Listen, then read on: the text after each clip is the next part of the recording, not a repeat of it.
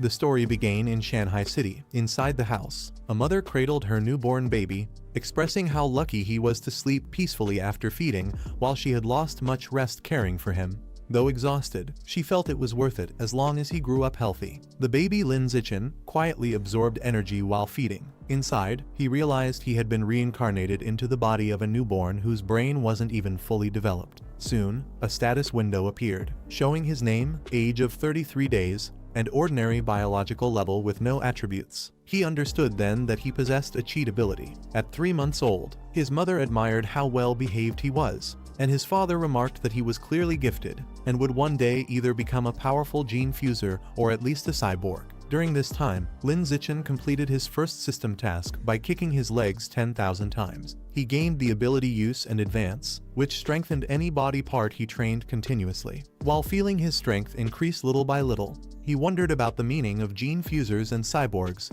comparing them in his mind to heroes like Spider-Man or Iron Man. By 4 months, he had already learned to sit and crawl. To avoid alarming his parents with such rapid progress, he only trained secretly at night, gaining vitality, coordination, and crawling proficiency. At 5 months, he managed to walk on his own and noted with pride how early he had achieved it. By 6 months, he felt it was safe to reveal some progress to his parents. Sitting with them on the couch, he showed he could sit and crawl without difficulty. While watching the news, he learned more about the world. Reports spoke of aberrant beasts, terrifying creatures born from Earth's mutation. To resist them, humanity had split into 2 forces: cyborgs who relied on advanced technology, and gene fusers who modified their genes for power. Realizing this Earth was different from the one he had known before, he understood the danger that surrounded him. Even so, Lin Zichen reminded himself that he had a system of his own. To survive, he would need to grow steadily, stay hidden, and continue evolving in this harsh world. One day, a new neighbor arrived. She introduced herself as Zhu Meng, bringing a housewarming gift and explaining she lived right next door. With her were her husband Shen Jianai and their young daughter Shen Qinghen. For Lin Zichen, this girl became his very first friend in this new world, though at the time he had no idea that their futures would become tightly connected. At 7 months old, his growth was astonishing. He could already run, gaining improvements in vitality, coordination, speed, and technique. He soon moved on to jumping, developing strong leg muscles, higher leaps, and refined technique. He even practiced speaking to himself, which increased his spirit, expression, and language skills. By now, thanks to the use and advance ability, he had mastered basic skills like running, jumping, and language. At 8 months, he pushed himself further, managing sit-ups and push-ups. But he only dared to train like this when his parents weren't around. Eventually, his mother walked in unexpectedly and was shocked to see her baby doing sit-ups. Confused, she wondered aloud what was happening. To reassure herself, she convinced her mind it was just a hallucination brought on by stress from writing her novels. Taking advantage of this, Lin Zichen pretended to sleep, secretly relieved he had fooled her for now. A few days later, while bathing him, his mother suddenly called for her husband in alarm. She had noticed that their baby already had visible abs at only 8 months old. His father rushed over, stunned, and thought about how Chenshin already had a huge appetite. Now, combined with defined muscles, it all seemed too extraordinary. After piecing things together, he declared that their son must be a rare prodigy. Certain he had a bright future ahead and would most likely become a gene fuser or at the very least, a cyborg. Lin Zichen silently acknowledged how close his secret had come to being exposed. Thankfully, his father's imagination had provided the perfect explanation. Having web novel authors for parents, he thought, was unexpectedly convenient. Later, as he watched television with his mother, he learned that he was not the only genius in this mutated world. News reported about a gifted young boy in the capital city's martial arts army, who at just 2 years old could already lift a 20-kilogram dumbbell with one hand. His mother proudly praised him, convinced he would never fall behind those so-called prodigies from elite families. Hearing this, Zichen thought to himself that she truly had good judgment, though he quietly wondered if he would really be able to lift 20 kilograms by the time he turned 2. When he reached that age, he proved himself right. With the help of his system and relentless training, he could easily lift 20 kilograms with just one hand. But just as he celebrated his progress, he was startled when his neighbor called out, announcing that Hanhan had come over to play. Though reluctant, Zichen stepped outside and soon came face to face with Shen Qinghen. At 2 years old, she still spoke like a baby and wasn't very clear in her words. She handed him a tart, which he accepted politely. Despite their differences, the two stuck together.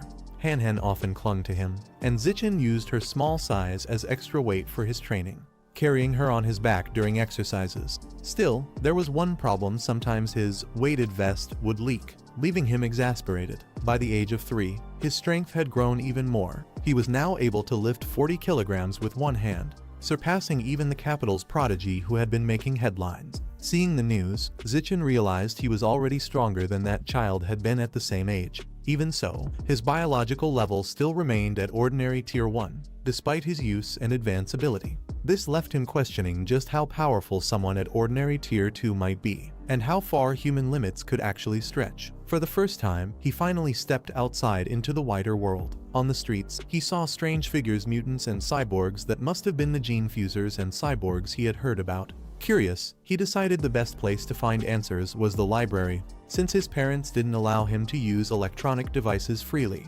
Together with his mother, Zhu Meng, and Shen Qinghen, they visited the library. Zichen's mother and Zhu Meng were curious why he enjoyed reading such books. They assumed it must be because he had inherited genius traits. Even when Han tried offering him cookies, Zichen refused politely, saying he preferred to read. Through these books, Zichen gained a deeper understanding of the mutated world. Records from ancient ruins explained that living beings were divided into 6 biological levels: ordinary, advanced, rare, epic, legendary, and mythical. Each of these levels had further subdivisions, showing just how vast the gap was between the lowest and the highest. Realizing this, Zichen understood that as someone still at the ordinary stage, he was barely stronger than an ant compared to the higher tiers. He decided he needed to train harder while staying low. Otherwise, surviving in this dangerous world would be impossible. At 4 years old, Zichen's system assigned him a new task: to train not only his body but also his mind through reading. This gave him the ability to accumulate knowledge and comprehension rapidly. Around this time, he also started kindergarten. His homeroom teacher, Miss Jiang Mei, guided the class as Zichen attended alongside Shen Qinghen. Soon after, Zichen advanced to ordinary tier 2. His physical abilities skyrocketed. He could lift 80 kilograms with one hand, jump as high as 1.2 meters, and sprint 100 meters in under 11 seconds. But with great power came responsibility. When Qinghen was bullied in kindergarten and mocked as a bedwetter, Zichen couldn't ignore it. He stepped in, declaring that anyone who dared to bully her would face him. His bold words terrified the children, who immediately backed off in fear. That incident triggered a system reward. He completed his quest and earned the title Kindergarten Kid King. For the first time, Zichen realized he could complete multiple quests at once, which meant even greater progress. Half a year later, his efforts paid off. He completed the reading quest and received the Celestial Root of Wisdom attribute. From then on, his learning ability reached its peak, surpassing even normal human limits. Time passed quickly. Before long, both he and Qinghen were nearly 7 years old, preparing to graduate from kindergarten together. Before starting elementary school, Zichen spent his vacation training even harder. He was able to lift 200 kilograms, break a 2-meter jump, and even run 100 meters in under 8 seconds, thanks to the Celestial Root of Wisdom. He also completed most of the elementary school curriculum ahead of time, aiming to earn the title of Elementary School Top Dog. When he officially began at Sunshine Elementary, his school life was much easier compared to others. Competitions felt simple since he had already studied ahead. He quickly rose to the top, winning awards in academics. But his real focus remained on unlocking his system's next title. Outside of his studies, he often used his free time to tutor Shen Qinghen.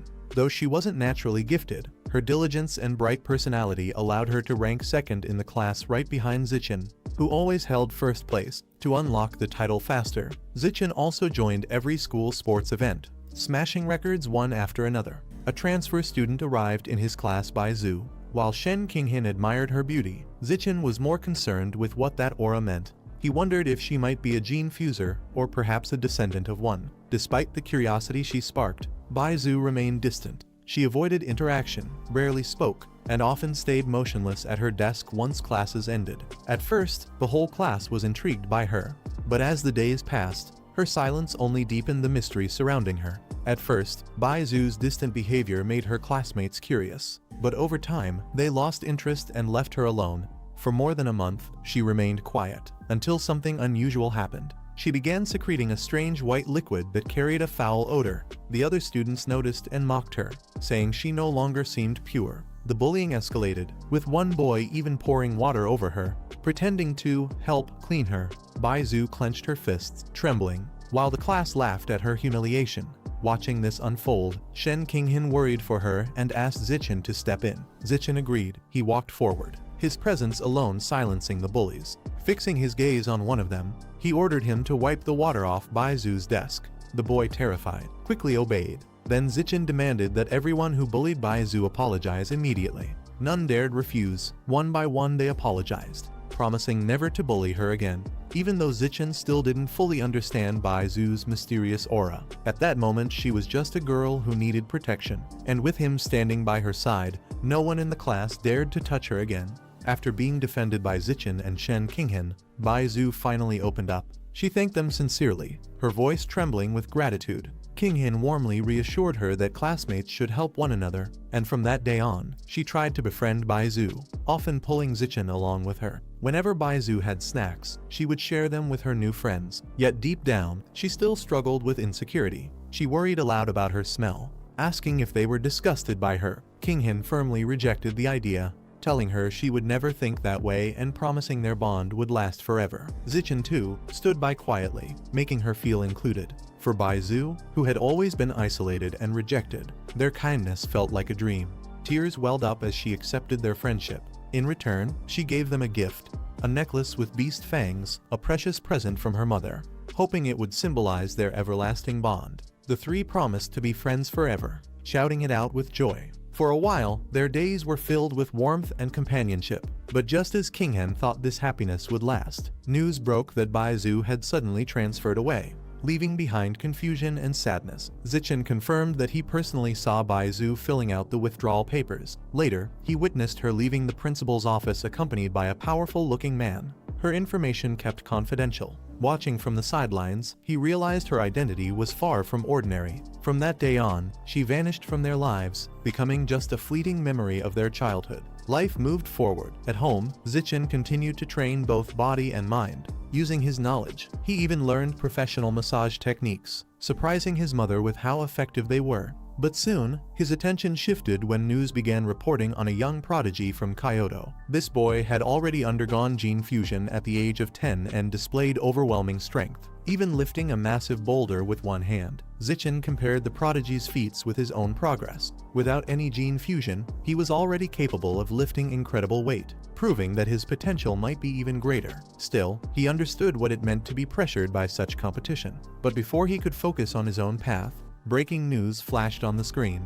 A neighboring country had been struck by a devastating aberrant beast attack. Eyewitness footage revealed swarms of giant aberrant rats wreaking havoc in the city. Among the chaos, a woman screamed for help as one of the monstrous creatures lunged at her, its jaws snapping shut. The investigation confirmed that heretics were behind the recent aberrant rat attack, secretly fanning the flames from the shadows. During a press conference, it was revealed that the so-called cult was an anti-human organization created by traitors to humanity. For their own selfish goals, they had allied with aberrant beasts and launched attacks on the world. The official speaking called upon other nations to aid secure a country in exterminating these heretics together. Meanwhile, Zichen reflected that he was fortunate to be born in a powerful nation. The country provided stability, which gave him an environment where he could lay low and continue to get stronger. His eyes widened as the sound of sonic booms echoed outside his window. Curious and cautious, he walked over, pulled the curtain aside, and saw squads of official cyborgs flying through the night sky. Watching this, he hoped nothing bad was about to happen.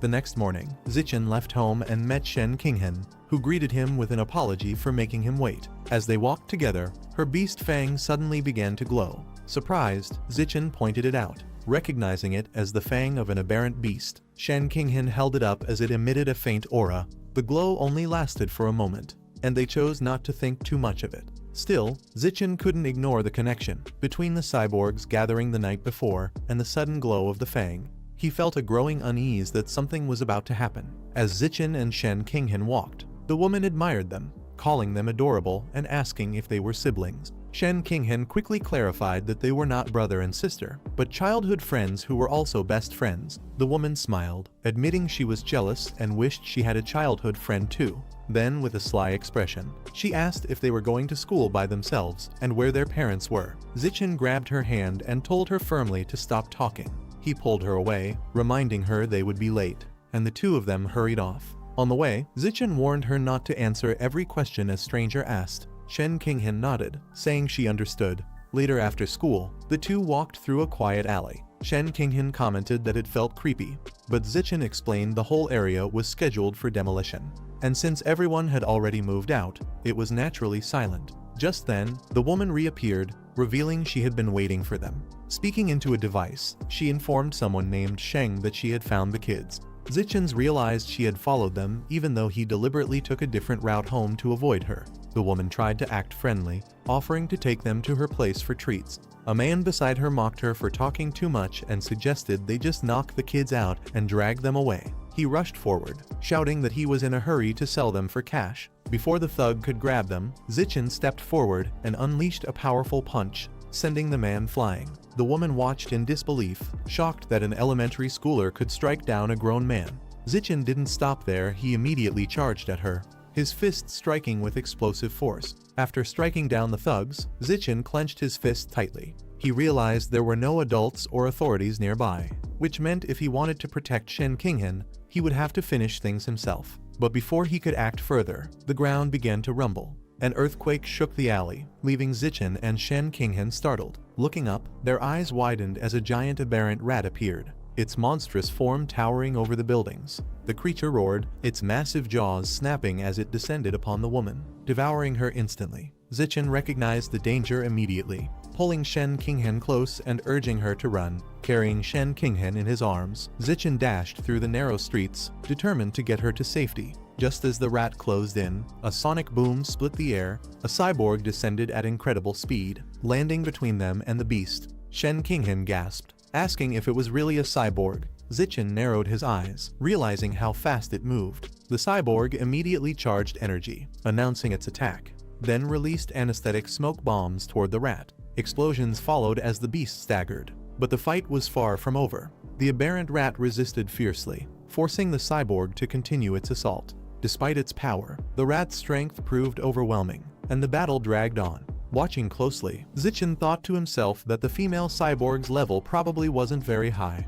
He recalled his own encounter with an aberrant rat, where he had needed to weaken it with tranquilizer darts and still fought for 7 minutes in close combat to finally take it down. Zichen thought back on the fight, reminding himself how tough giant aberrant rats were to handle. They could grow over 8 meters long, and with their ferocious nature, even cyborgs usually had a hard time dealing with them. He felt fortunate that he managed to escape the danger yesterday. Still, he realized his current training intensity wasn't enough, and he needed to push himself harder. During his workouts, system notifications appeared, showing the gains from his training-weighted squats improved his vitality, leg strength, and proficiency. Though the threat of aberrant rats remained, life moved forward as usual. Not long after, Zichen and Shen Qinghen celebrated their 9th birthday together. Surrounded by family, they made their wishes, blew out the candles, and exchanged gifts. Shen Qinghen received a carved wooden hairpin from Zichen, which he had made using his celestial root of wisdom. She loved it, smiling happily as she thanked him. Time passed quickly, and in the blink of an eye, they graduated from elementary school and advanced to middle school.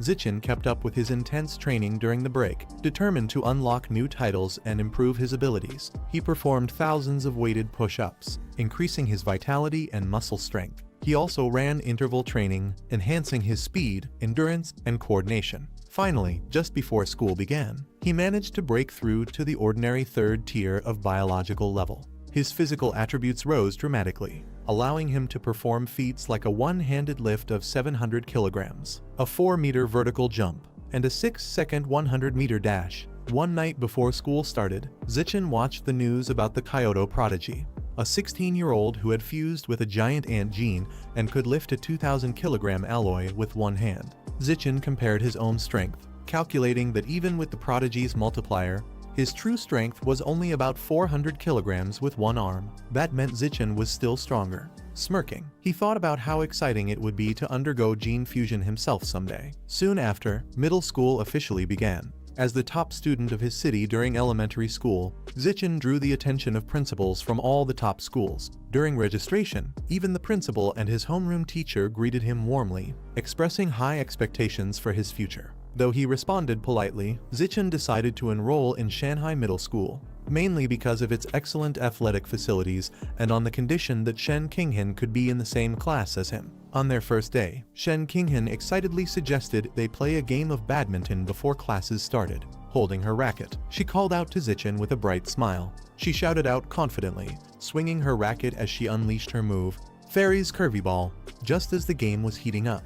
A group of upperclassmen arrived and interrupted them. One of the boys claimed the court was reserved for upperclassmen only, while another smirked, saying the little junior could stay so they could take turns sparring with her. They mocked further, offering to give her one-on-one lessons if she didn't know how to play. Zichen stepped forward, his voice calm but firm, telling them to get away from her. He reminded them about the first come, first served rule. The upperclassmen sneered, refusing to acknowledge the rule, and declared that he was taking the court regardless of who was there first. He picked up the shuttlecock and declared, "My rules are the only rules." With explosive strength, he launched into a powerful shot, his movements so fast and precise that the upperclassmen had no chance to respond. The impact sent shockwaves across the court, leaving everyone stunned. The senior was thrown back in shock, trembling as he questioned whether Zichen was even human. The others whispered nervously, wondering if he might already be a gene fuser, though they quickly dismissed the thought as impossible given his age.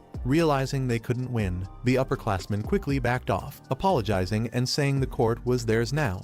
From that day on, no one in middle school dared to bully Zichen or Shen Qinghan again. With the incident behind them, life at school felt much like it had in elementary except bigger, with better facilities. Zichen, however, remained focused on his growth. He had already completed the entire middle school curriculum long ago, so during class, he often read books of his own choosing. At night, after training, he expanded his knowledge further by studying and learning new skills online. Using his celestial root of wisdom, Zichen practiced cooking, photography, driving, swimming, wilderness survival, and other athletic abilities. To secure the middle school overlord title as quickly as possible, he not only aimed for first place in every subject, but also represented his school in numerous competitions. His efforts paid off. He collected gold, silver, and bronze medals in math, physics, chemistry, computer programming, and even athletic events. Despite his dominance, he tried to keep a low profile, balancing his achievements carefully. A semester passed quickly, though the title had not yet been unlocked. His overwhelming performance earned him recognition and popularity across the school. To his surprise, he had even gained a group of fangirls who admired him. Zichen ignored the attention from fangirls, focusing instead on tutoring Shen Qinghan and preparing for the school sports festival. He decided to enter only 3 major events: shot put, high jump, and sprinting, since these categories represented strength, agility, and speed. He believed dominating them would secure complete victory and possibly unlock the middle school overlord title. During the festival, his performance stunned the crowd. His shot put throw reached an astonishing 201 meters. His high jump displayed incredible agility, and his sprinting speed left competitors far behind. Later, while walking with Shen Qinghan, he pondered the concept of life essence, recalling what he had learned about predators who devour others to evolve. He asked her for her beast fang, which she handed over without hesitation. Using it, Zichen absorbed a trace of life essence and discovered it belonged to the abyssal giant butterfly.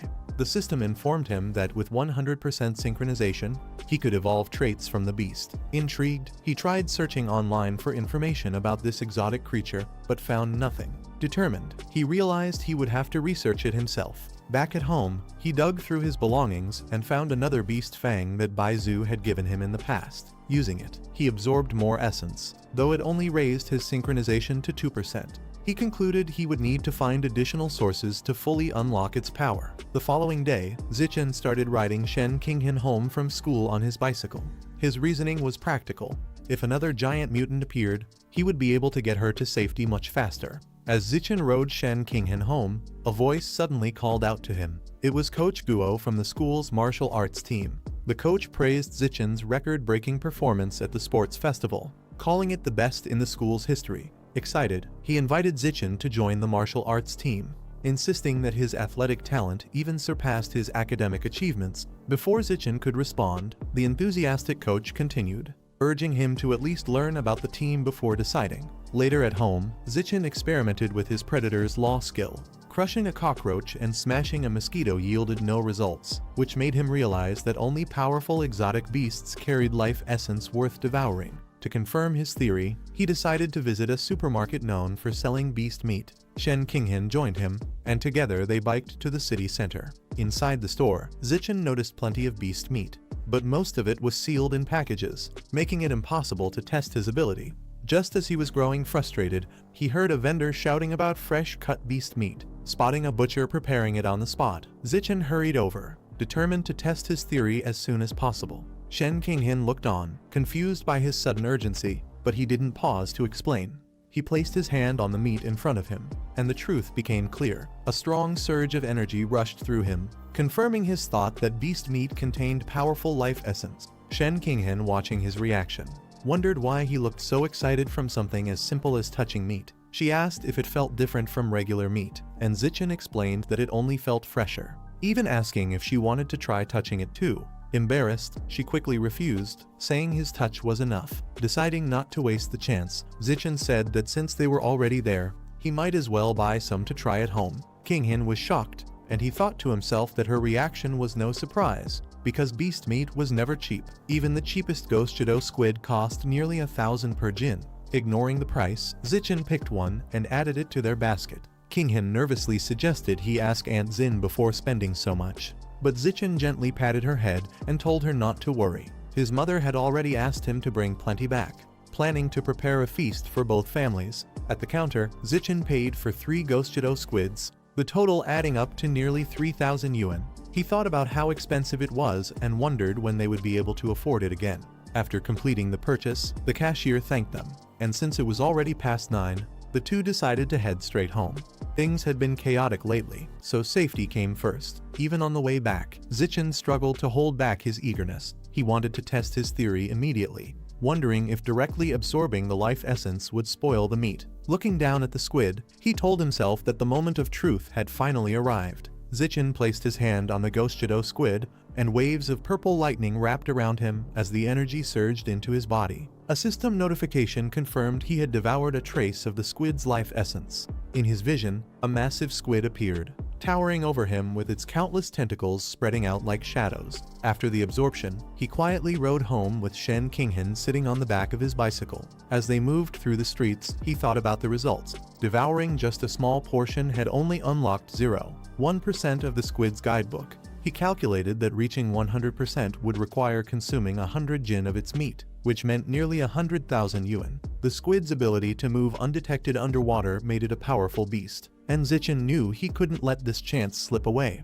But the cost weighed heavily on his mind. He wondered how he could earn that much money. Knowing he couldn't keep relying on his family, he reminded himself that his main goal was to test whether absorbing life essence would cause the meat to spoil. Watching the squid in the basket glow faintly, he saw that the meat remained intact, proving that his theory worked. The absorption rate suddenly rose to 3%, and Zichen's excitement grew. Just as he focused on the process, Shen Qinghan called out in alarm, warning him about people ahead. Distracted, Zichen nearly crashed into a group on the road. He quickly apologized, realizing he had been too caught up in his experiment to watch the way. Qinghan scolded him for forgetting to pay attention while riding. Then, she suddenly pointed toward nearby. In the distance, a muscular man was holding a woman hostage. Zichen recognized her as one of their teachers. The man shouted for others not to come closer, or he would kill her. Police and armed officers had already surrounded the area, ordering him to surrender. One officer explained the danger, warning his men not to fire recklessly. He reminded them that the suspect was a professional and could easily harm the hostage if threatened. Another suggested using knockout gas, but the squad leader shook his head.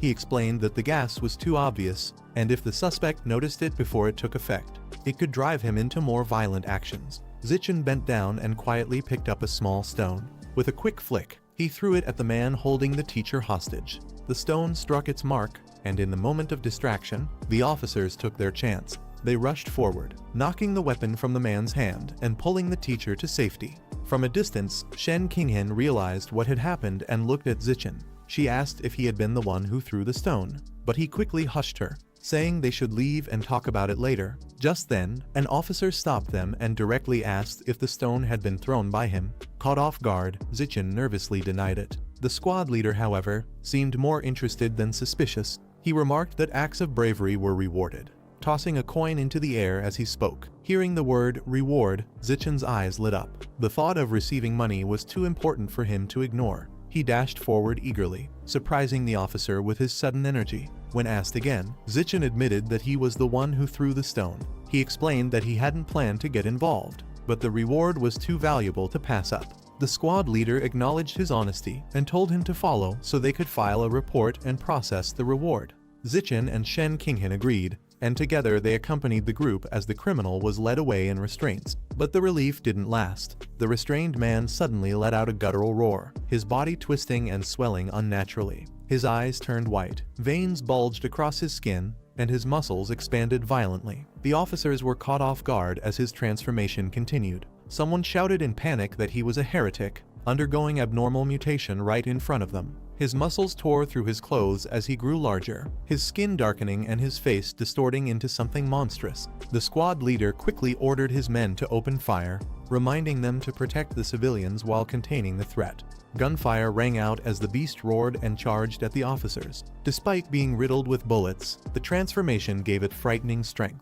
Zichin Shen Qinghan and the rescued teacher were pulled back as the fight escalated. Reports spread quickly, calling for reinforcements and warning of a powerful abnormal mutation in progress. Then, with a sudden crash, the monster leapt forward with overwhelming force. Zichin froze for a moment until a figure dropped from above, striking the beast with immense power. It was a mechanical enhanced human, their armored body glowing with energy. The newcomer charged an energy cannon, announcing that it was ready. A blinding beam of light shot forth, blasting the monster backward and silencing its roar. The heretic collapsed, and the crowd watched in awe as the fight ended almost instantly. Zichin, still holding onto Shen Qinghan, was left speechless by the overwhelming display of power. He thought to himself how strong the newcomer was. Shen Qinghan and the teacher, breathing heavily, expressed relief that they had been saved. Zichin pushed his bicycle forward again, grateful they hadn't lost it in the chaos. Just then, something caught his attention. He looked down and realized the Ghost squid meat in his basket was steaming faintly. Zichin examined the Ghost squid meat in his basket and noticed it had indeed spoiled after absorbing its life essence. He realized the meat would eventually deteriorate, only with some delay. To avoid drawing suspicion, he decided to blame the abnormal heretic's disturbance for the sudden change. Acting frustrated, he tossed the ruined meat aside, while Shen Qinghan tried to comfort him, reminding him that what mattered most was that they were safe. Originally, Zichin had planned to head straight home, but the squad leader requested their cooperation. They were asked to ride in the security team's vehicle and return to the station to provide a statement. Sitting inside, Zichin thought about the unexpected aftermath. Even after being destroyed by the energy cannon, the heretic's body had left behind charred tissue that still emitted a sharp, stimulating odor. As his thoughts raced, an idea struck him. He remembered how beast teeth also contained traces of life essence. If that was true, then a heretic's remains might hold the same potential. His eyes widened in sudden realization. What if he could use the heretic's corpse and integrate its essence into his own system? Sitting quietly in the security van, Zichin's thoughts lingered on the battle earlier. He wondered just how much of the Rat King's essence could be absorbed from a freshly scorched heretic corpse. Determined to find out, he reached out and secretly made contact. Energy surged through him, and the system confirmed it. He had devoured a trace of the giant mutant rat's life essence. The strength gained seemed proportional to the amount consumed, leaving Zichin both awed and cautious about its potential. As he tried to mask his actions, one of the guards noticed him stretching and told him to sit still. Zichin quickly brushed it off, claiming he had been sitting too long and only needed to loosen up. While the guard didn't press further, Zichin could tell the captain was far more observant than his subordinates. At the station, the captain directly questioned him, curious about how a middle schooler could throw a rock with such precision in poor lighting, hitting the heretic's hand at the exact right moment. Zichin gave a vague excuse, joking it might be because he often trained his right hand. The two exchanged a silent stare, each aware there was more left unsaid. The tension broke when Shen Qinghan and Aunt Xin entered the room, calling out to take him home. Zichin was surprised, asking why his mother had come in person, insisting they could have returned by themselves, but she rushed to him, hugging him tightly, her voice trembling as she scolded him for scaring her. She pleaded with him to promise that next time there was danger, he would find safety first. Zichen nodded and reassured her that he would. As they left, officers nearby discussed the incident. They spoke of the rat god cult becoming more reckless, infiltrating universities and luring vulnerable students who couldn't legally obtain gene fusion. The man taken down tonight was identified as one such victim, a liberal arts student brainwashed into serving the cult. Hearing this, Zichen clenched his thoughts around one phrase, Rat King. The name echoed in his mind, the weight of what he had just absorbed taking on an even greater meaning. While traveling in the van, Zichen researched the rat god cult and learned their main base was hidden in the southern city, recruiting countless outcasts and believers. The cult's leader, the Rat King, was forcing his followers to gather vast amounts of evolution materials, with the goal of evolving into a higher life form. As he pondered, his attention was caught by a giant rat on the street. Its unusual size made him question whether it was connected to the Rat King. But then he dismissed the thought, reminding himself that large rats weren't uncommon in the south. His focus shifted when he noticed Han sitting quietly beside him. He wondered if her old problem was acting up again. Later, Han sat embarrassed in her room, showing the same issues she had since childhood. She couldn't control herself when nervous or startled. Zichen, however, always suspected this odd condition might be tied to some hidden potential. Meanwhile, their mother was shocked to discover the meat was missing. Zichen quickly made up an excuse, saying he must have dropped it during the emergency. She scolded him, but then brushed it off, more concerned for his safety than the meat. Relieved, Zichen realized he had successfully fooled her. Not long after, his father returned, and the conversation nearly exposed Zichen's lie. When his father asked how he knew the meat had spoiled, Zichen quickly covered it up by saying it was just a guess. At the same time, the security captain, still suspicious of his earlier actions, struggled to understand how a middle schooler had managed to throw a stone so accurately in poor lighting, enough to strike the heretic's weapon hand with precision.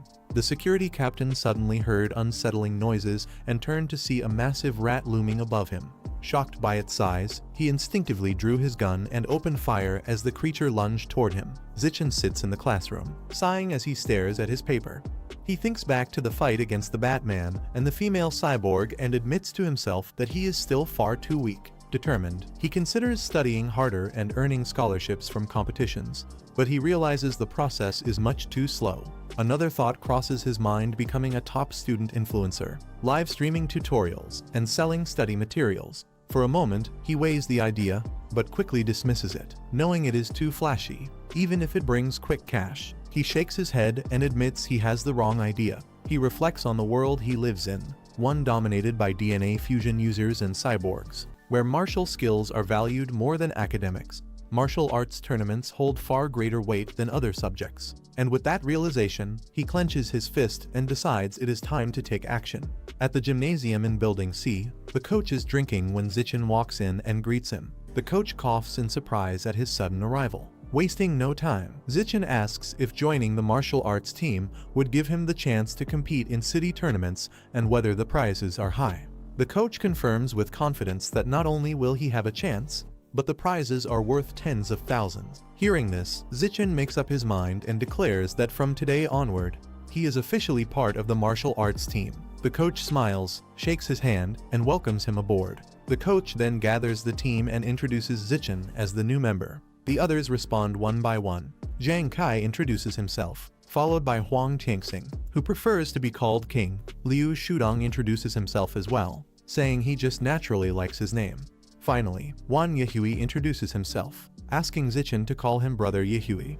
After hearing them all, Zichen politely introduces himself as Lin Zichen and asks them to take care of him. Since Zichen has no martial arts training, Coach Guo begins with a demonstration of basic fist and leg techniques. He explains that while the moves may look simple, they are actually difficult, and even the fastest learner on the team took a full week to master them.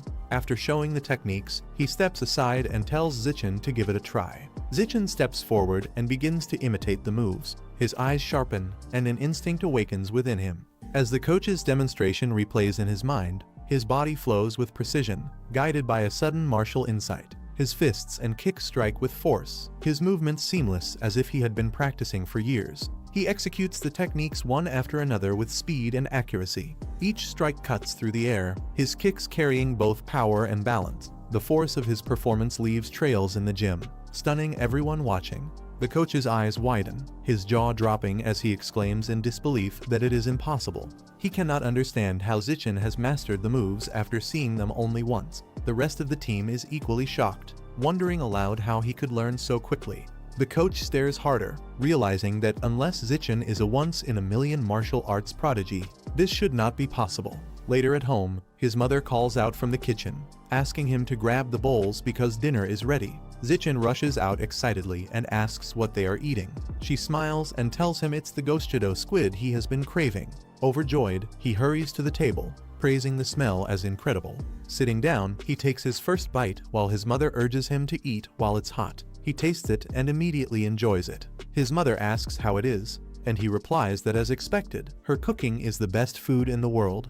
Delighted, she encourages him to eat more, saying she bought a full 3 gins. Suddenly, a system notification appears in his mind. It tells him he has devoured a trace of the goschido squid's life essence. Realizing this, Zichin is shocked. He thinks to himself that if eating it directly also works, then he didn't even need to touch it before. The television reports on a genius girl who has shocked the nation.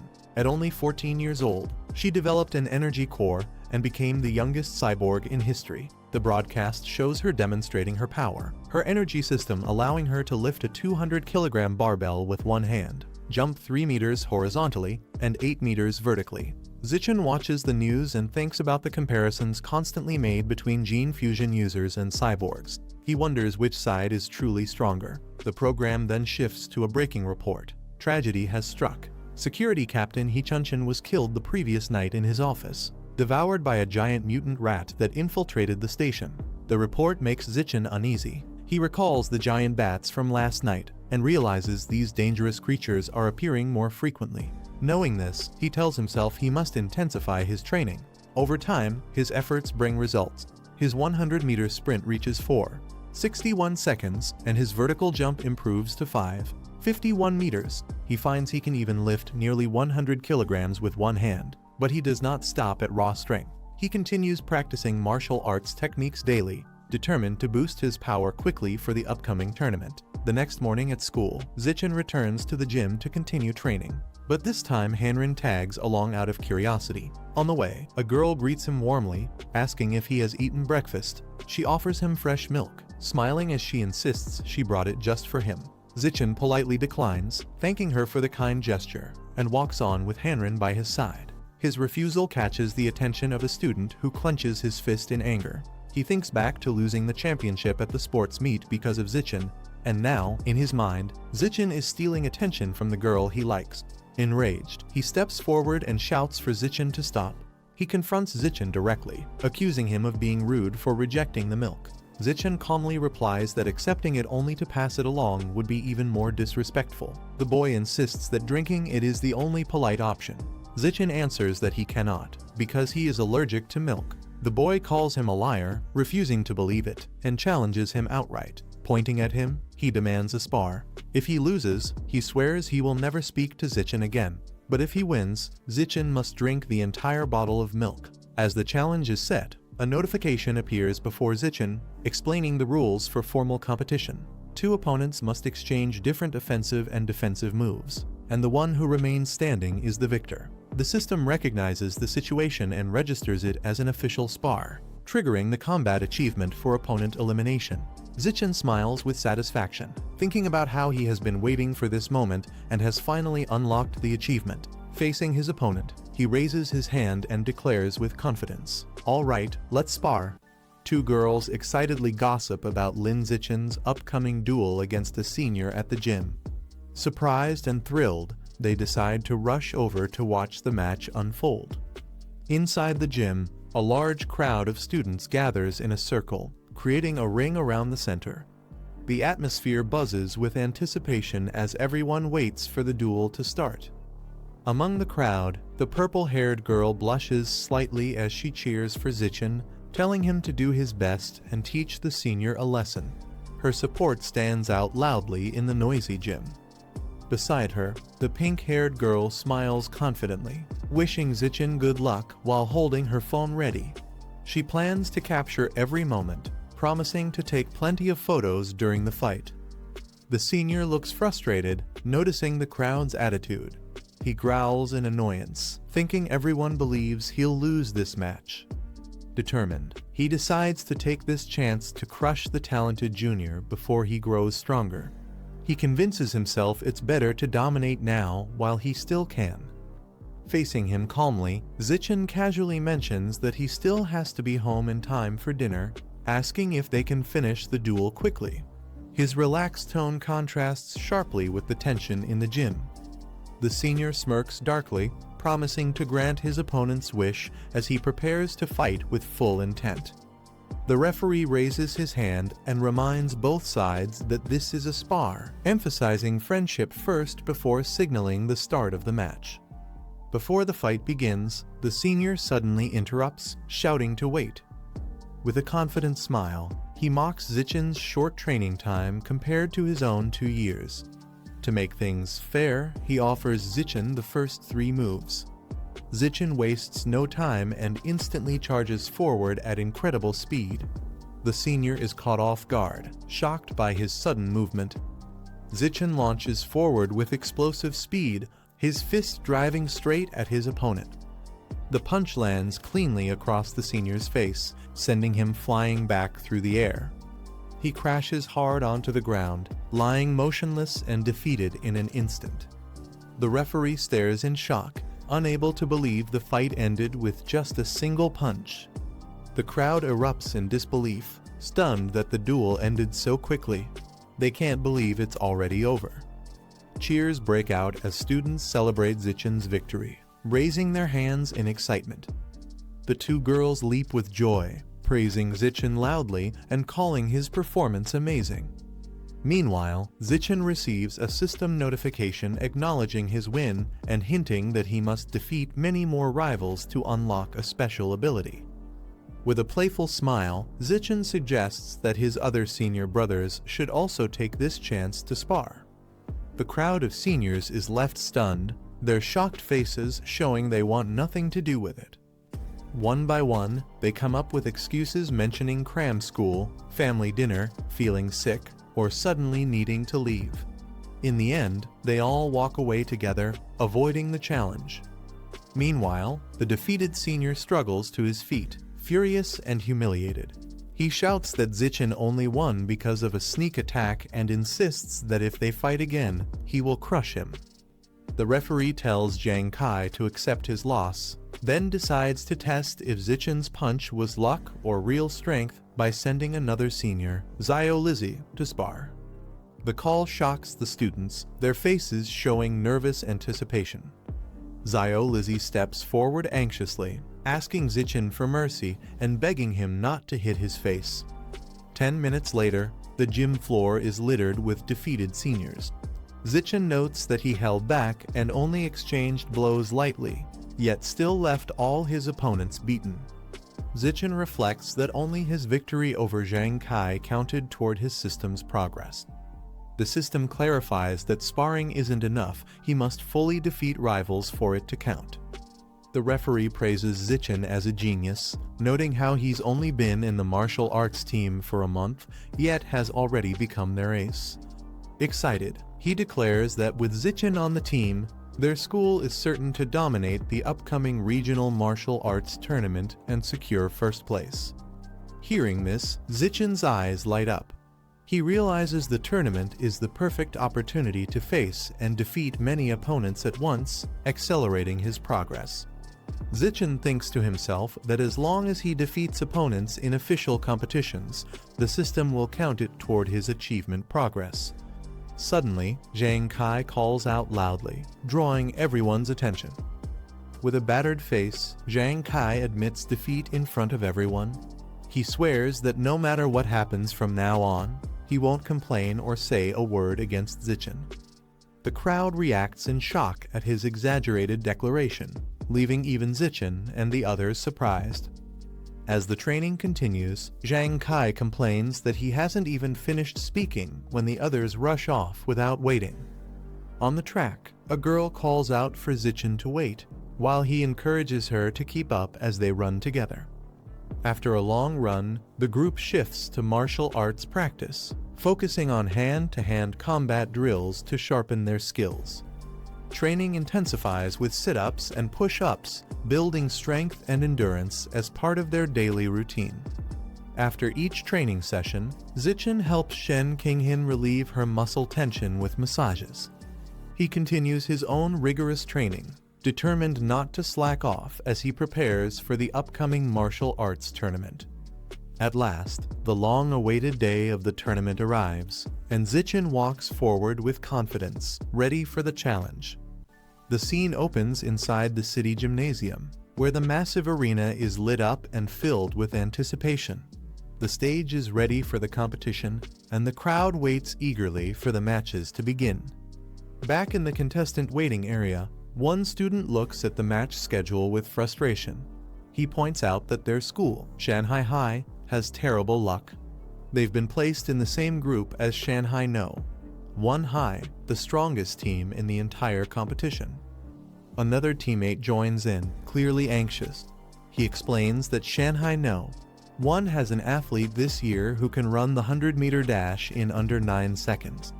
Hearing that, the team feels the pressure, realizing how overwhelming the challenge ahead of them is. While the rest of the team worries, the green-haired boy steps forward with a calm expression. He raises his hand and confidently tells the coach that he would like to go first, surprising everyone with his determination. The coach agrees to his request and calls Zichen to step up first. The rest of the team looks on with mixed expressions, some surprised, others still anxious about the upcoming challenge. From the sidelines, teammates and supporters cheer loudly, calling out his name and encouraging him not to let them down. They remind him that the teachers believe in him, giving him a wave of confidence as he stretches and prepares himself for the match. Zichen steps forward with determination, his shoes hitting the ground with force. The sharp sound echoes, signaling that he's ready to face what lies ahead. Suddenly, a towering opponent from the rival school approaches him. Recognizing Zichen as a junior from the same school, the man remarks on his talent.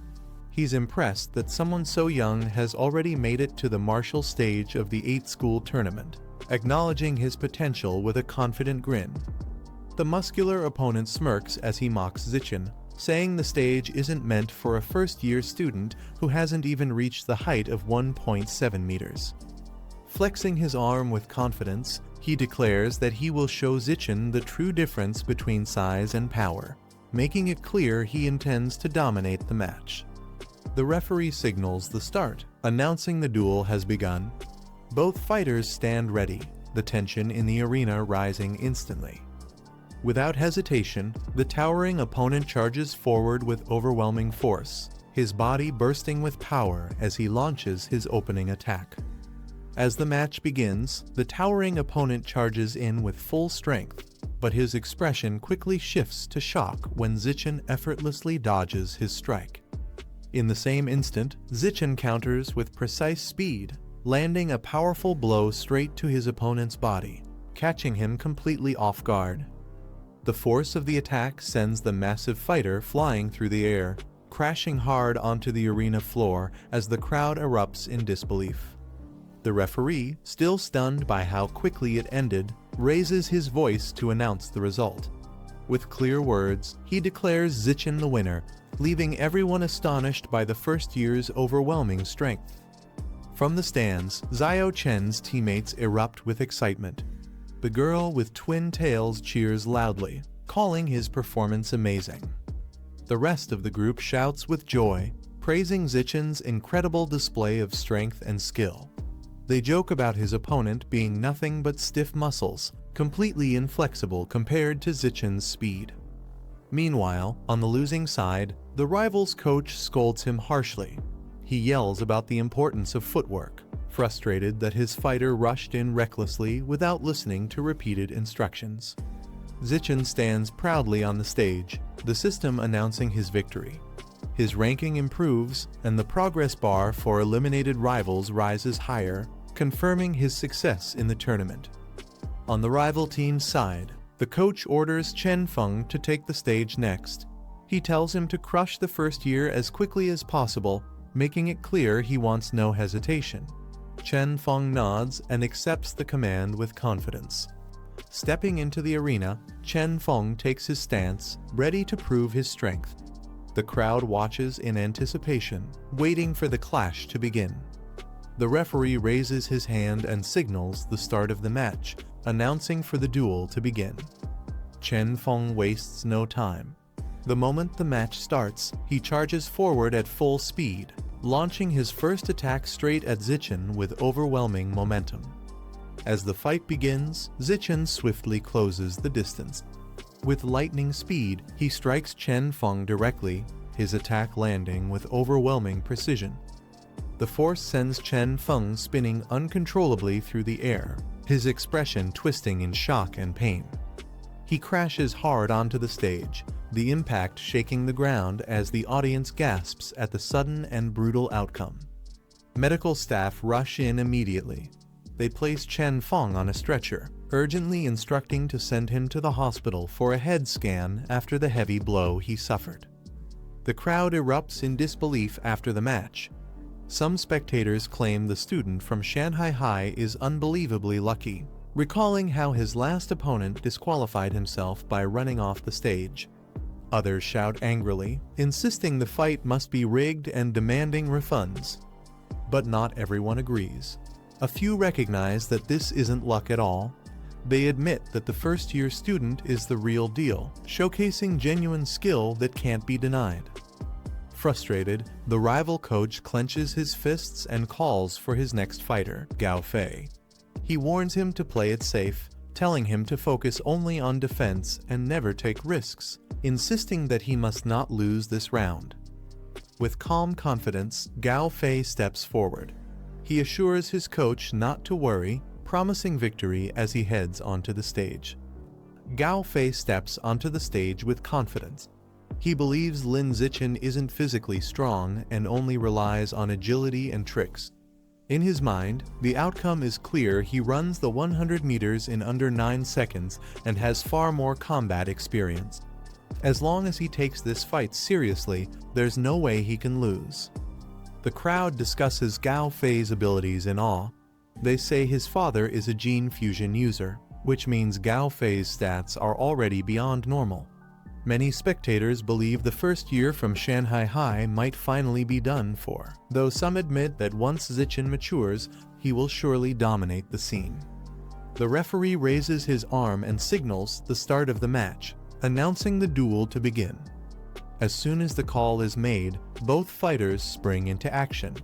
Gao Fei charges forward aggressively, aiming to overpower Zichen with his speed and strength, while Zichen braces himself for the clash. Gao Fei launches into an aggressive assault, unleashing his technique called flowing water, shattering rock fist. He drives forward with a barrage of punches, aiming to overwhelm Zichen. From the sidelines, his coach shouts in frustration, reminding him of the strategy. He had told Gao Fei to stay defensive, not to recklessly attack, but Gao Fei ignores the instructions. In Gao Fei's mind, he scoffs at the idea of defense. He believes that a genius like him doesn't need to defend. On the other hand, Zichen carefully watches each strike, analyzing the rhythm of Gao Fei's technique. He decides to observe closely so he can learn and adapt. Despite Gao Fei's flurry of blows, none of them connect. Panic begins to creep into his thoughts as he wonders why he can't land a single hit on Zichen, no matter how many punches he throws. Gao Fei grows frustrated as none of his attacks connect. He demands to know how Zichen is dodging everything so easily, calling it impossible. Zichen remains calm, taunting him to bring out all his moves if that's all he has. Enraged, Gao Fei takes the taunt personally. He unleashes another barrage of punches, determined to land a blow no matter what. But Zichen stays composed. Noting that Gao Fei is still repeating the same moves, he decides it's time to finish the fight. With explosive speed, he counters with a decisive strike. The crowd watches in shock as Gao Fei is struck down. Their wide-eyed expressions reflect disbelief at how quickly the battle turned in Zichen's favor. The crowd erupts with cheers, calling Xiao Chen a beast and praising his incredible streak. his teammates celebrate with excitement, amazed that he has already claimed 3 victories in a row. Zichen stands tall in the arena, his fist raised with quiet determination, while his fallen opponent lies unconscious at his feet. His dominance is undeniable. Time passes as Zichen continues his matches. With unshakable composure, he defeats every challenger that steps forward from Shanghai No. 1 high. One after another, his opponents fall until none are left standing. Zichen wipes out all 5 fighters from the strongest team, leaving the arena in awe of his overwhelming power. With his unmatched performance, Zichen successfully leads Shanghai High to win the championship of the 8-school tournament. The team celebrates as the trophy is lifted high above the stage. Despite the triumph, Zichen remains focused. The system updates his progress, showing that he has eliminated 16 rivals so far. But he still needs to defeat hundreds more to unlock the full potential of his ability. He realizes it could take years to achieve. Later, Zichen is pleasantly surprised when Mr. Guo rewards him with the bulk of the tournament prize money. The large sum astonishes him, far more than he expected. Counting his total savings from various competitions, Zichen beams with excitement. With nearly 30,000 yuan earned, his efforts have not only brought glory to his school, but also secured him a significant reward. Though Zichen had managed to save up 30,000 yuan, the money didn't last long. Much of it was quickly spent on valuable resources. At home, he devoured large amounts of Ghost squid meat, rapidly increasing his codex unlock progress. His determination to grow stronger pushed him to consume more, steadily raising his power. By the 2nd year of middle school, his progress became clear. What once seemed impossible was now effortless. He could lift a massive boulder with one hand, leap several meters in a single bound, and sprint 100 meters in just over 4 seconds. Time flew by, and with hard work and perseverance, both Zichen and Shen Qinghan successfully graduated from Shanghai's middle school division, marking the end of one stage of their journey and the beginning of another. The entrance exam results are released. Zichen secures first place in both liberal arts and martial arts, but Qinghan, despite excelling academically, falls short in martial arts and doesn't meet the cutoff for Shanghai High's elite class. Sitting together, she laments her hard work and wonders if this means they can no longer attend the same school. Zichen tries to comfort her, though he doesn't have all the answers. He explains that the principal of Shanghai High has already arranged to visit his home and asks Qinghan to come with him. Tears stream down her face as Qinghan protests. She says the visit has nothing to do with her, questioning why she should even go. Still, her feelings reveal her fear of being left behind. Zichen reassures her with confidence. He explains that his condition for staying at Shanghai High is simple. Qinghan must be his desk mate. Hearing this, she follows him, her worries beginning to ease. The principal of Shanghai High visited their home and sat down with them, spending hours in serious discussion to settle important matters. When the talk came to an end, she stood by the door and mentioned that everything necessary had already been explained. Before leaving, she reassured Zichen that as long as he chose to remain at Shanghai High, he was welcome to speak his mind about anything else. At that moment, Zichen voiced his only request. He wanted Shen Qinghan to stay in the same class with him, revealing how important it was to him. The principal confirmed Shen Qinghan's name, making sure she was the student being referred to. With a smile, she instructed that when the new school term began, both Zichen and Shen Qinghan should come together to Shanghai High.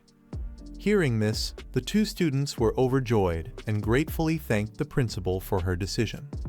Later, it shifted to another scene. Zichen once again proved his strength by easily helping Shanghai Junior High secure the championship title. The tournament concluded with Zichen's team emerging victorious, his decisive strike overwhelming the opponent.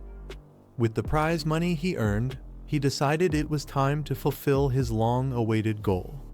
Standing deep in the forest, he reflected that he was only 20% away from unlocking the Ghost Squid Codex, and the resources he bought from the prize should be enough to complete it. Without hesitation, he began the process, devouring the Ghost Squid's life essence as streams of energy surged through his body. The Ghost Squid Codex finally reached 100%, marking the completion of Zichen's progress. A system message confirmed the successful unlock, granting him a new biological ability blessing of liquid affinity. At first, he found the blessing somewhat underwhelming, unsure of its true value. To test it, he entered a nearby pond and noticed changes. His skin no longer wrinkled after long periods in water, and swimming became easier due to reduced resistance, though no other effects were apparent. After testing his new ability, Zichen admitted that the Ghost Squid was only a low-tier mutant beast, not even worth gene fusion. He realized he would need higher-grade meat in the future to gain stronger biological attributes. He thought ahead, imagining the day he could become powerful enough to hunt and devour wild mutant beasts. His determination focused on creatures like the giant mutant rats, promising himself he would one day reach that level of strength. With less than a week before school started, his mother and Shen Qinghin's family suggested a trip together. To further explore the effects of his liquid affinity, Zichen recommended they go to the beach. At the beach, Shen Qinghin stepped into the water, shivering as she complained about how cold the seawater felt. Meanwhile, Zichen swam skillfully, telling her that it always felt cold at first, but she would get used to it soon. Feeling left behind, Qinghin called out to him, asking not to swim alone and instead teach her how to swim as well. Zichen suddenly realized he had forgotten that Qinghin didn't know how to swim yet, and he quickly turned his attention back to her. Zichen began teaching Qinghin patiently, though he doubted her average athletic ability would allow her to grasp swimming quickly. To his surprise, Qinghin immediately proved him wrong, quickly adapting and claiming swimming was actually easy. She dove under the water, her movements fluid and confident, surprising even herself with how naturally it came. Wide-eyed, she realized she could now dive freely, something she hadn't expected at all. Qinghin splashed out of the water, excitedly boasting about how easily she had adapted. She pointed out that most people found it painful to open their eyes underwater at sea, yet she felt no discomfort at all. In fact, she enjoyed it. Zichen watched closely, realizing that even with natural talent, it was impossible for someone to master all swimming skills so quickly. Something about her progress didn't seem normal. Shocked, he suddenly stopped himself and muttered in alarm, realizing there might be more to this than simple talent. Watching Qinghin, Zichen suddenly wondered if her unusual behavior and natural skill in water meant she was actually born with water affinity. The thought grew bolder. He even imagined the possibility that she might possess a special constitution like those described in cultivation stories. They continued diving together, and her performance left him even more astonished. Both of them held their breath underwater for over 10 minutes. For a trained person, that was already impressive, but for a beginner like Qinghin, it was nothing short of unbelievable. While swimming, Qinghin suddenly froze, sensing something unusual in the water. She picked up on a strange sound echoing through the depths, something completely unnatural. Zichen also noticed it, alarmed as he looked around in confusion, unsure what could be causing the disturbance. In the next moment, both of them burst out of the water, gasping for breath, as the mysterious sound's presence grew even more unsettling. After surfacing, Zichen noticed Qinghin looked uneasy and asked why she was suddenly so nervous. She admitted she had been hearing strange sounds near her ear, so unsettling that they gave her chills. When Zichen pressed for details, she explained that it sounded like a woman's voice speaking in an unfamiliar language. The sound had echoed non-stop until she left the water. Later, Zichen searched online, trying to find anything that matched her description, but came up with nothing. Unable to sleep, Zichen threw himself back into training. performing thousands of weighted sit-ups until his stats advanced to ordinary Tier 5. Reaching this level meant he could now rival adult giant mutant rats, a milestone he had long been aiming for. He clenched his fist with determination, convinced that if he kept pushing forward, even tearing apart mutant beasts with his bare hands wouldn't be impossible. To test his new strength, he went to the empty beach at night, where his sprinting and jumping abilities showed a dramatic increase. Unable to sleep, Zichen returned to his training, pushing himself through thousands of weighted sit-ups until his stats advanced to ordinary Tier 5. This breakthrough meant he had finally reached a level strong enough to rival full-grown giant mutant rats. With renewed determination, he believed that if he continued pushing forward, even tearing mutant beasts apart with his bare hands wouldn't be impossible. Eager to test his progress, he sprinted along the empty beach at night, his speed and agility showing a dramatic leap beyond his previous limits. While helping with class duties, Zichen was surprised to find that the task actually triggered a new quest, rewarding him with a new attribute called Social Animal. Curious about what this new attribute might do, he kept it in mind while carrying on with his day. Since school was still quiet, he took the chance to visit the supermarket. As he walked through the aisles, he reminded himself that with the Ghost Squid Codex complete, it was time to set his sights on a new target. The savage giant eagle soars across the night sky, a mutant beast ranked slightly higher than the Ghost bird. Its presence alone shows its superiority in strength and dominance.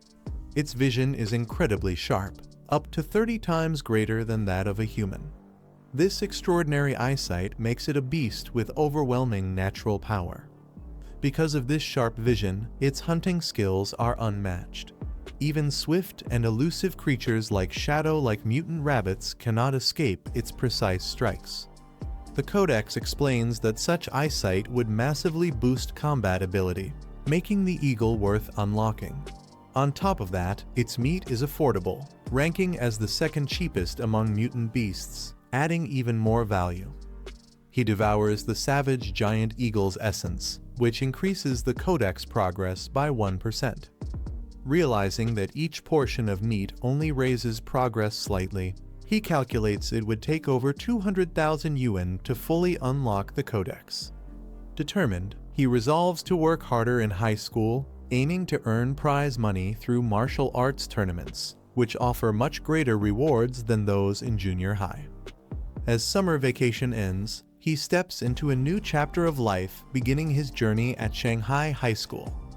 The instructors introduce themselves covering martial arts cultivation, mechanical augmentation, wilderness survival, and gene fusion, setting the stage for the new class. A girl named Chu Yuxi introduces herself, mentioning her hobbies like chess, calligraphy, and painting. Next is Yang Yijia, who cheerfully says she enjoys anime, cosplay, and sports. Finally, Peng Huiguang stands up, admitting that he usually just stays home and plays video games. When it's Shen Qinshen's turn, she grows nervous with so many eyes on her, struggling to introduce herself. Blushing, she timidly says she likes drawing and asks everyone to take care of her. Afterward, Lin Zichen gives the shortest introduction in the class, simply stating his name and looking forward to working together. Time passes quickly as introductions end. The bell rings, and a classmate suddenly asks Qinshen about her score on the entrance exam. Qinshen hesitantly reveals her entrance exam score, saying she achieved 709, then asks Chuxin about hers.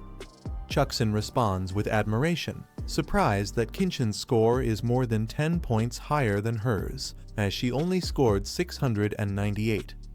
Smiling brightly, Chuxin praises Qinshen while comparing their results. She then asks about Qinshen's physical test score, admitting she performed poorly herself and only managed to get 95, which she found embarrassing. Qinshen admits she didn't do as well, feeling embarrassed since her score was 5 points below the cutoff for the elite class. Chuxin, curious, guesses her result, asking if it was around 94 or 93. With her head lowered, Kinshin softly replies that it was a little lower than that. Chuksin keeps pressing, wondering if it was 92, 91, or maybe even 90, making Kinshin even more uneasy. The tense moment is broken when Lin Zichen steps in, immediately drawing attention as he approaches Chuksin.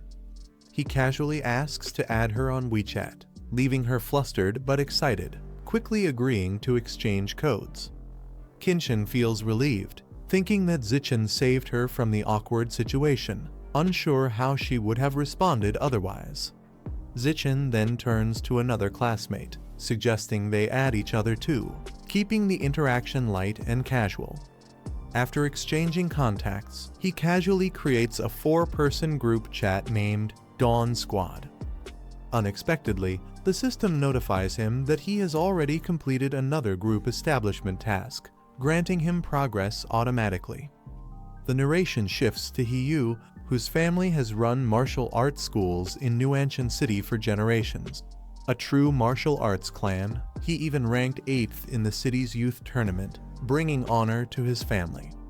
Meanwhile, Lai Chuksin comes from a wealthy background, as her family owns a chain of clothing stores spread across the district, making her a well-off rich girl. Kinshin and Zichen also introduce themselves, and soon the 4 of them grow closer, quickly becoming inseparable friends. During their casual conversation, Hiyu suddenly brings up a question, asking who they think is the strongest in their class. Chuksin confidently guesses that it must be Zichen, since he was the top scorer in the entrance exam across the entire district. Shocked, Hiyu reacts in disbelief, amazed to learn that Zichen is actually that powerful. Hiyu explains that being the top scorer doesn't necessarily make someone the strongest. Their class has 2 powerful students personally recruited by the principal from Nangjun City. The first is Wang Shili, who ranked 3rd in Nangjun's entrance exam. His 100-meter sprint time is an astonishing 7.98 seconds. The second is Lu Gang, a massive student with overwhelming physical power, capable of lifting a 300-kilogram barbell with one hand. Everyone reacts in shock and amazement. Kinshin and Chuksin are stunned, while Zichen remains calm, noting that such feats were equal to his own elementary school level abilities. The bell rings again, signaling the start of textbook distribution. 4 core subjects are handed out, each with its own study material. Since he had already self-studied all of them in advance, Zichen decides to spend his time training in a quiet place instead. He reflects on the looming threat of the Mad God cult. The police have only captured small groups of their followers, but the cult's leader has yet to reveal himself.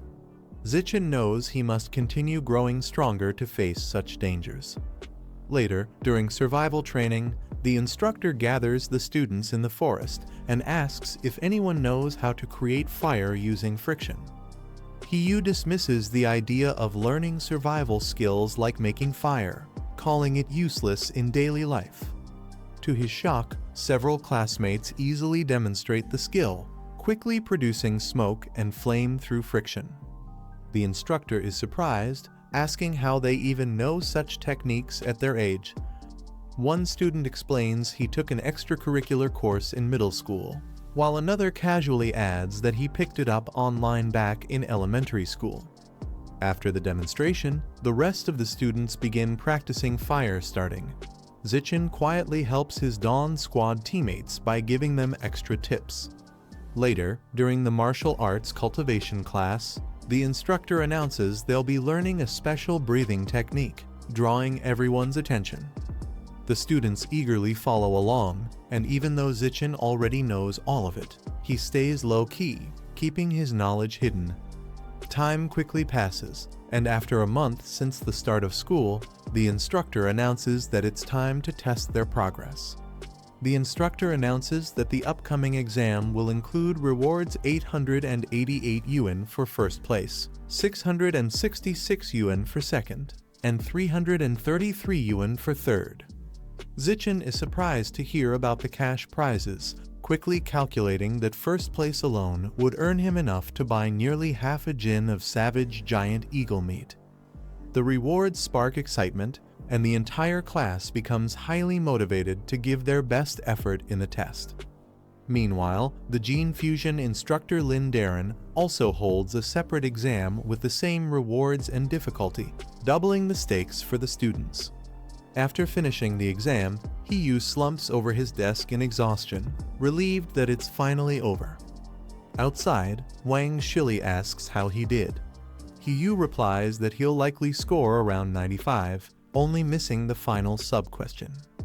Wang Shili laughs, admitting he also missed the same part and expects a similar score.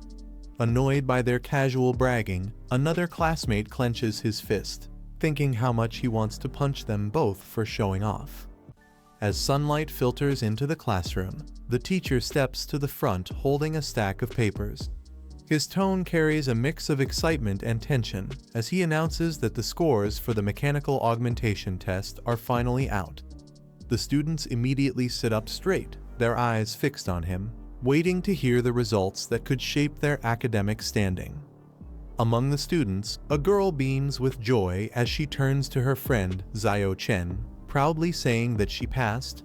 Zio Chen, calm and composed, congratulates her with a gentle smile, saying her efforts have paid off. His words carry quiet confidence, reflecting mutual respect and acknowledgement of her hard work.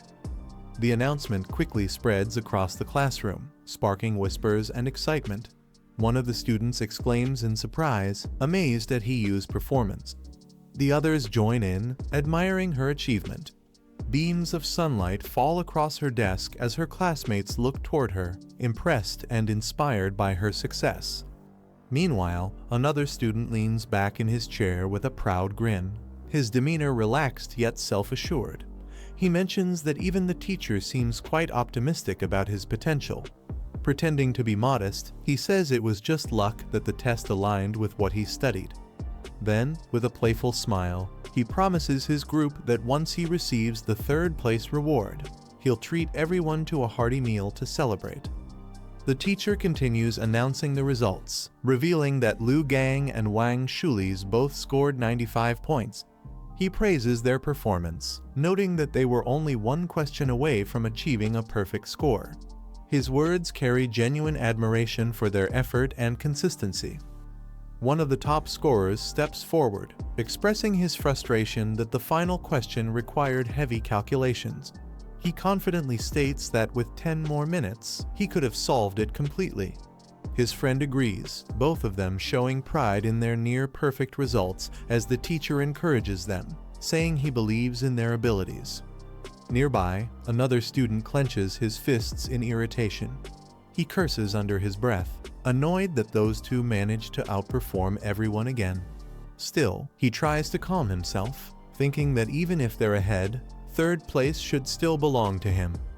The classroom falls silent when the teacher suddenly announces that someone actually scored full marks on this extremely difficult test. Everyone looks up in surprise as the teacher smiles proudly and declares the name Lin Zichen, with a flawless score of 100 points. The room is filled with awe and disbelief as Lin Zichen quietly claims the top spot. The classroom erupts in disbelief as the teacher announces Lin Zichen's perfect score. The top students, who had confidently expected to dominate the rankings, are completely shocked.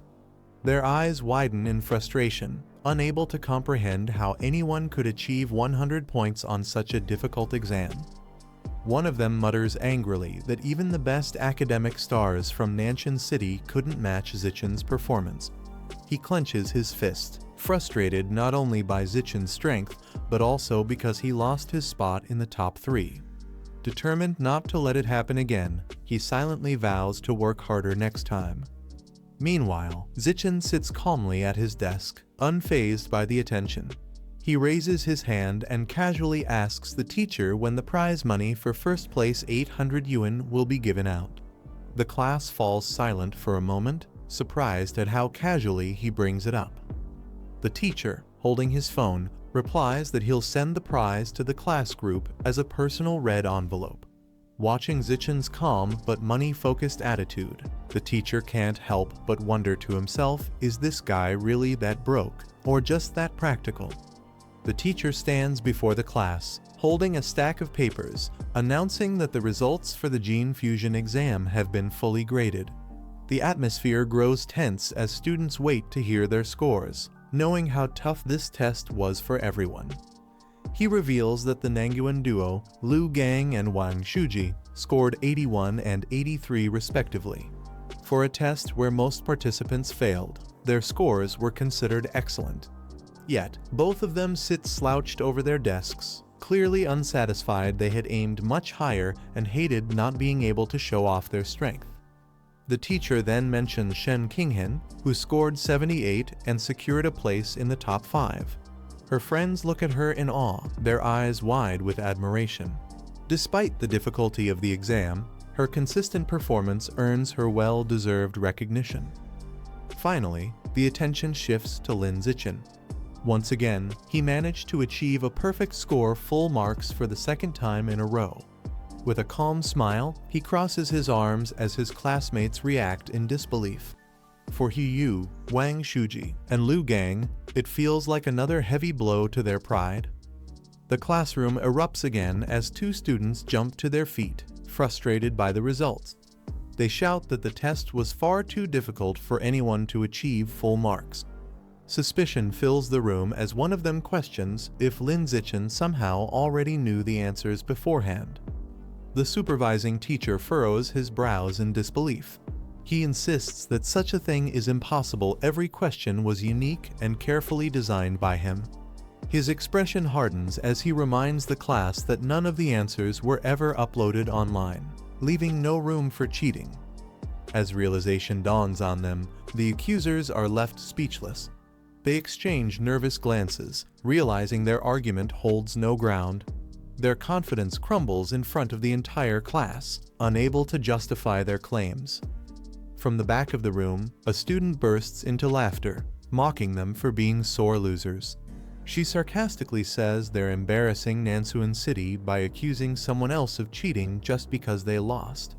Another classmate joins in, ridiculing Wang Shuji for being petty and calling him uncultured, proving that jealousy can make even intelligent people act foolishly. After a tense morning filled with exams, lunch break passes in an instant. Soon after, Class 1 of Year 1 gathers outdoors to begin the next challenge, the Wilderness Survival Exam, a physical test meant to push every student to their limits. The instructor stands before them, explaining the exam details and rewards.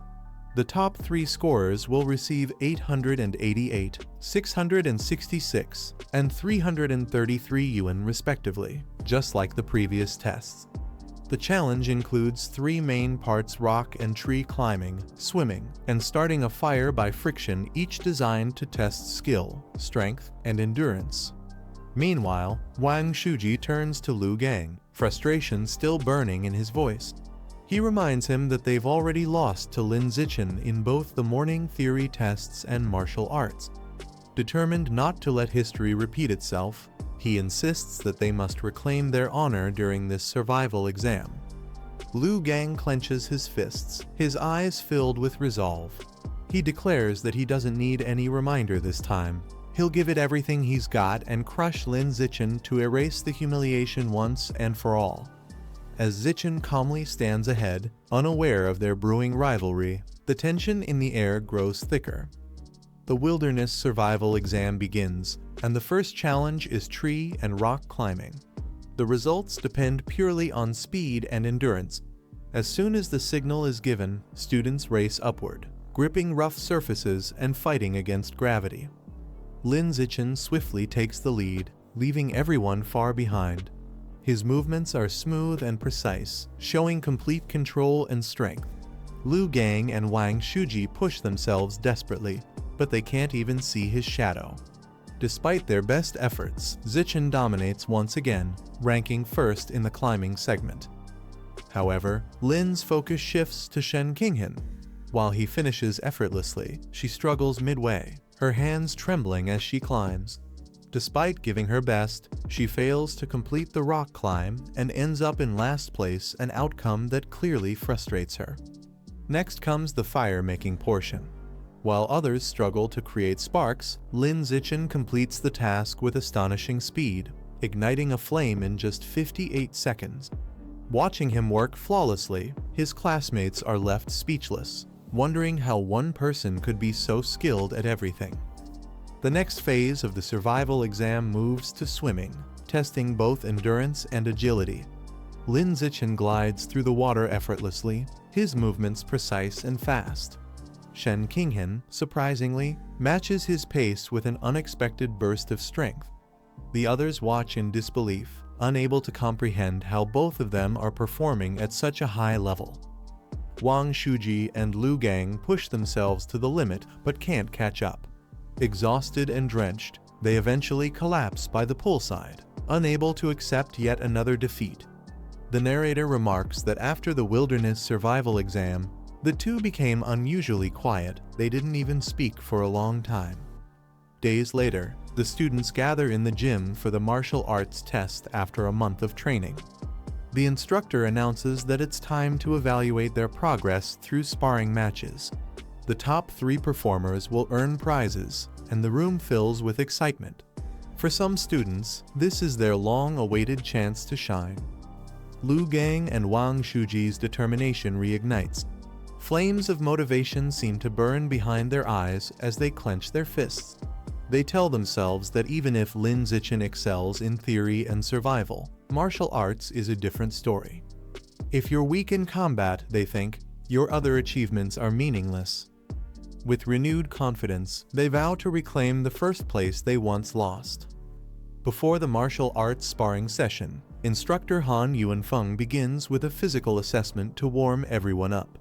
The test includes 3 categories: 100-meter sprint, single-hand barbell lift, and vertical jump height, all designed to evaluate overall physical capability before the actual combat matches. The students line up as the test begins. Lin Zichen takes his position for the sprint, his focus sharp and movements precise. When the signal goes off, he launches forward with explosive speed, completing the 100-meter sprint in just 7.78 seconds, astonishing everyone present. Next, during the barbell challenge, Zichen easily lifts 330 kilograms with one hand, displaying incredible strength that leaves even the strongest student stunned. His calm and steady expression makes it seem almost effortless, which only adds to the crowd's disbelief. Finally, in the vertical jump test, he reaches an impressive height of 2.18 meters, securing first place in all 3 categories.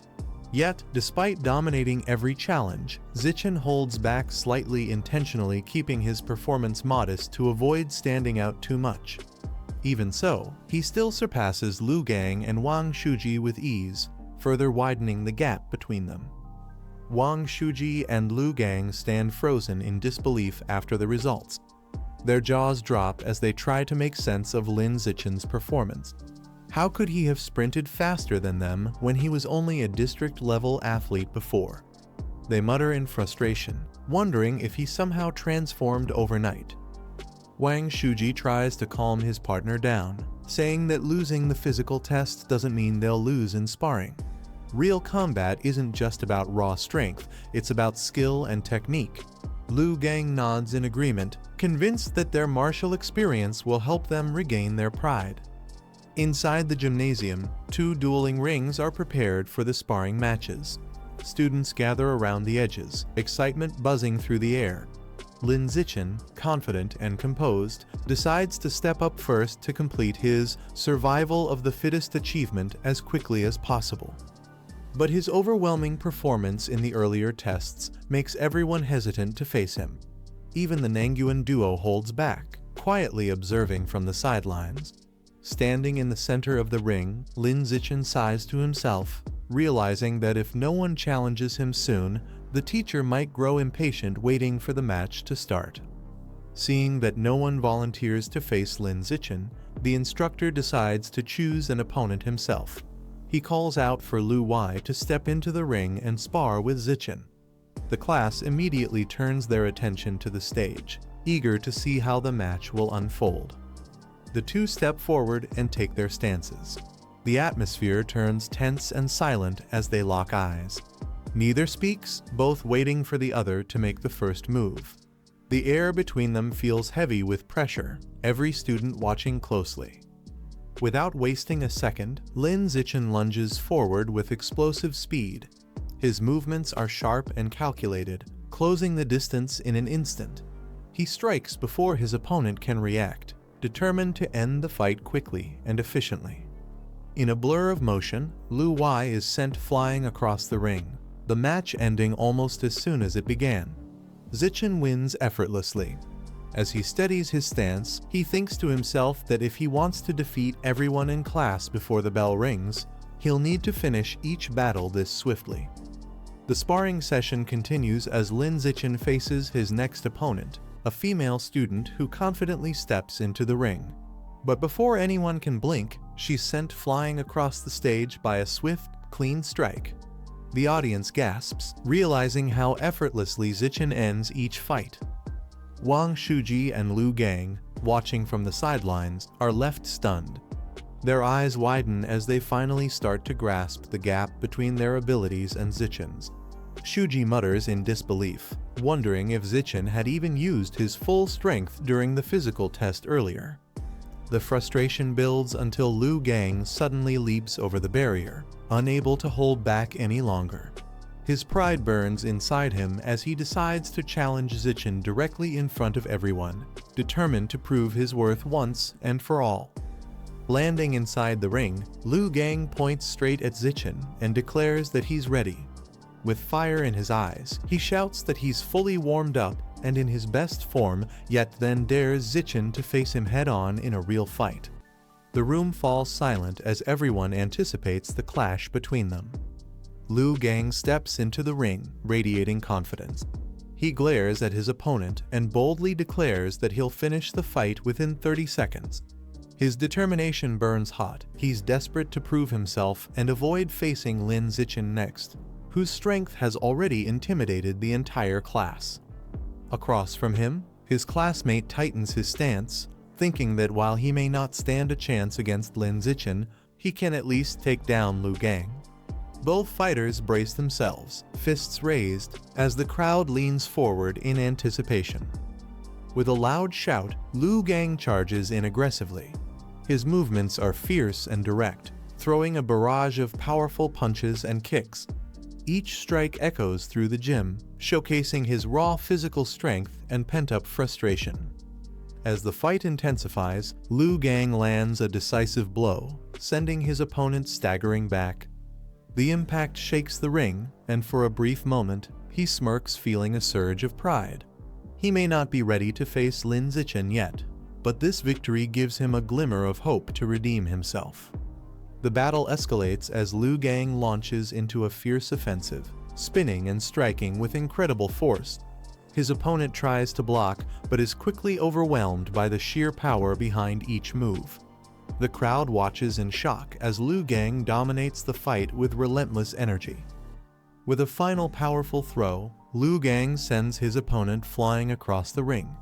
The student crashes to the floor with a heavy impact, the thud echoing through the gym. Gasps fill the air as the fallen student struggles to get up, coughing and clearly unable to continue. Lu Gang stands tall, panting but satisfied. His opponent clutches his stomach, blood spilling from his mouth as he admits defeat. The brief moment of silence is broken only by the sound of heavy breathing and the faint echo of the earlier collision. Smirking with pride, Lu Gang praises his fallen opponent, saying his technique was the strongest among all he's fought so far. However, with a confident grin, he adds that he's still the better one just by a notch. His victory restores some of his lost pride, but the shadow of Lin Zichen still lingers in his mind. After winning his previous match, Lu Gang turns toward Lin Zichen and confidently calls him out, inviting him to spar. Lin, unfazed, accepts the challenge without hesitation, seeing it as the perfect opportunity to make further progress while no one else dares to step onto the stage. Lu Gang grins, trying to hide his nerves behind forced bravado. He declares loudly that he's not afraid and is ready to fight head-on. The air in the gym grows tense again as the crowd holds its breath. eager to witness the long-awaited showdown between the strongest students. With a fierce battle cry, Liu Gang charges forward with all his strength, throwing a powerful punch aimed straight at Lin Zichen. His movements are fast and heavy, his confidence pushing him to attack without restraint. But before he can even realize what's happening, Lin Zichen's counterattack sends him flying through the air like a ragdoll. The match ends in an instant, leaving the spectators in stunned silence. Lin stands calmly in place, his composure unshaken, as everyone around him struggles to process what they just witnessed. Liu Gang roars as he charges forward with full force, swinging a powerful punch toward Lin Zichen. But Zichen's movements are sharp and precise before Liu Gang even realizes it. His strike hits nothing but air. His eyes widen in shock at how effortlessly Zichen evades his attacks. In the next instant, Lin Zichen counters with a devastating blow that sends Liu Gang flying backward across the ring. The impact is so intense that the floor trembles upon contact. The entire class gasps in disbelief, staring at Liu Gang's fallen form, completely overwhelmed.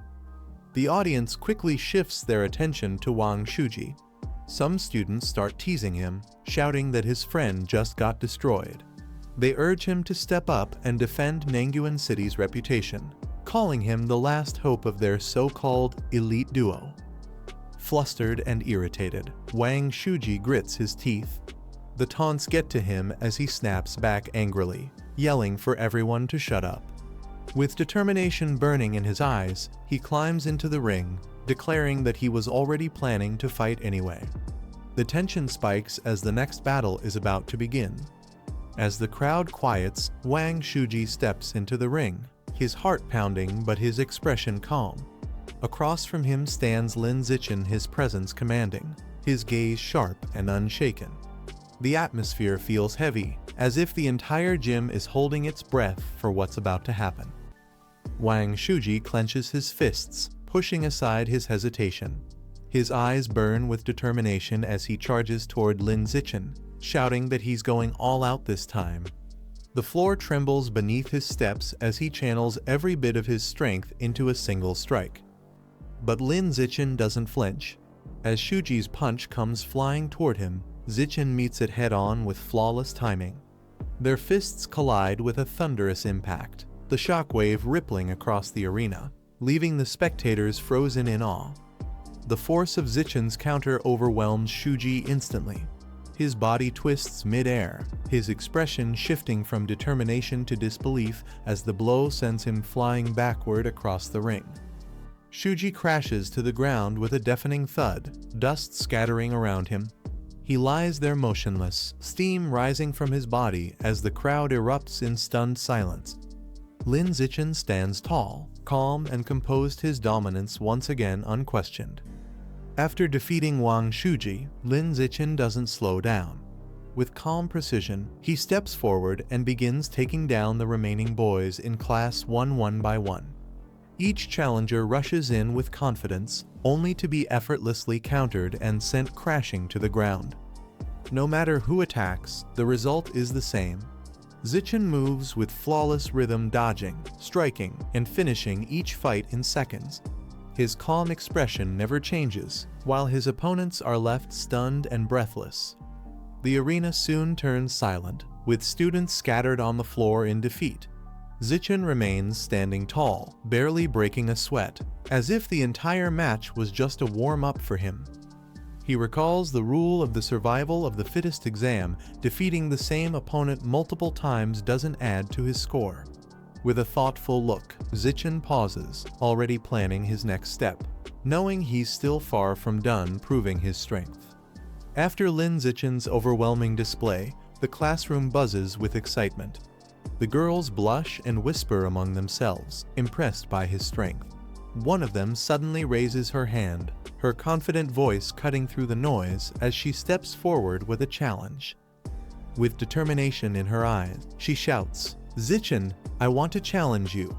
The room falls silent, and everyone turns to watch as she walks up to the stage, her energy fierce and unwavering. Without hesitation, she lunges forward, her body moving with impressive speed and precision. Her leap fills the air with intensity as she aims a direct attack at Zichin, determined to prove herself. But Zichin reacts instantly. His reflexes are unmatched, he sidesteps effortlessly and counters in a blink. The impact is swift and controlled, leaving her stunned by his speed and the sheer difference in their power. The girl lands gracefully after missing her strike, brushing her hair back with a small smirk. She mutters to herself that she almost managed to grab Zichin, her eyes still gleaming with admiration and frustration mixed together. Her bold attempt inspires the others. Soon, more girls step forward, volunteering to challenge Zichin one after another. Their cheers fill the room as he calmly accepts, his movements composed and confident even against the growing line of challengers. Zichin handles each match swiftly but gently. He makes sure not to hurt anyone, only focusing on completing his task efficiently. His calm expression never falters, and each opponent is left blushing and defeated within moments. Once the matches end, the instructor steps forward, praising everyone's performance. He announces that as elite students, they'll soon face the strongest class of the second year. The entire room buzzes with determination, especially Zichin, who silently prepares for the next big challenge ahead. Lin Zichin stands confidently, slightly annoyed that he hasn't had any new matches to speed up his survival of the fittest progress. But his frustration quickly fades when two familiar figures appear, Lu Gang and Wang Shuji, approaching him with renewed determination. Lu Gang steps forward first, declaring that from now on, he'll be Zichin's rival throughout high school. His tone is filled with pride and defiance, as if he's finally found someone worth chasing. Zichin listens quietly, amused by his confidence. Wang Shuji follows, his glare sharp as he vows to erase his humiliation before graduation. Zichin smirks, thinking how even these challenges help him earn rewards and progress faster toward his goal. He mentally notes that today alone, he's gained over 3,000 yuan. As the two storm off, muttering about his arrogance, Zichin clenches his fist with satisfaction.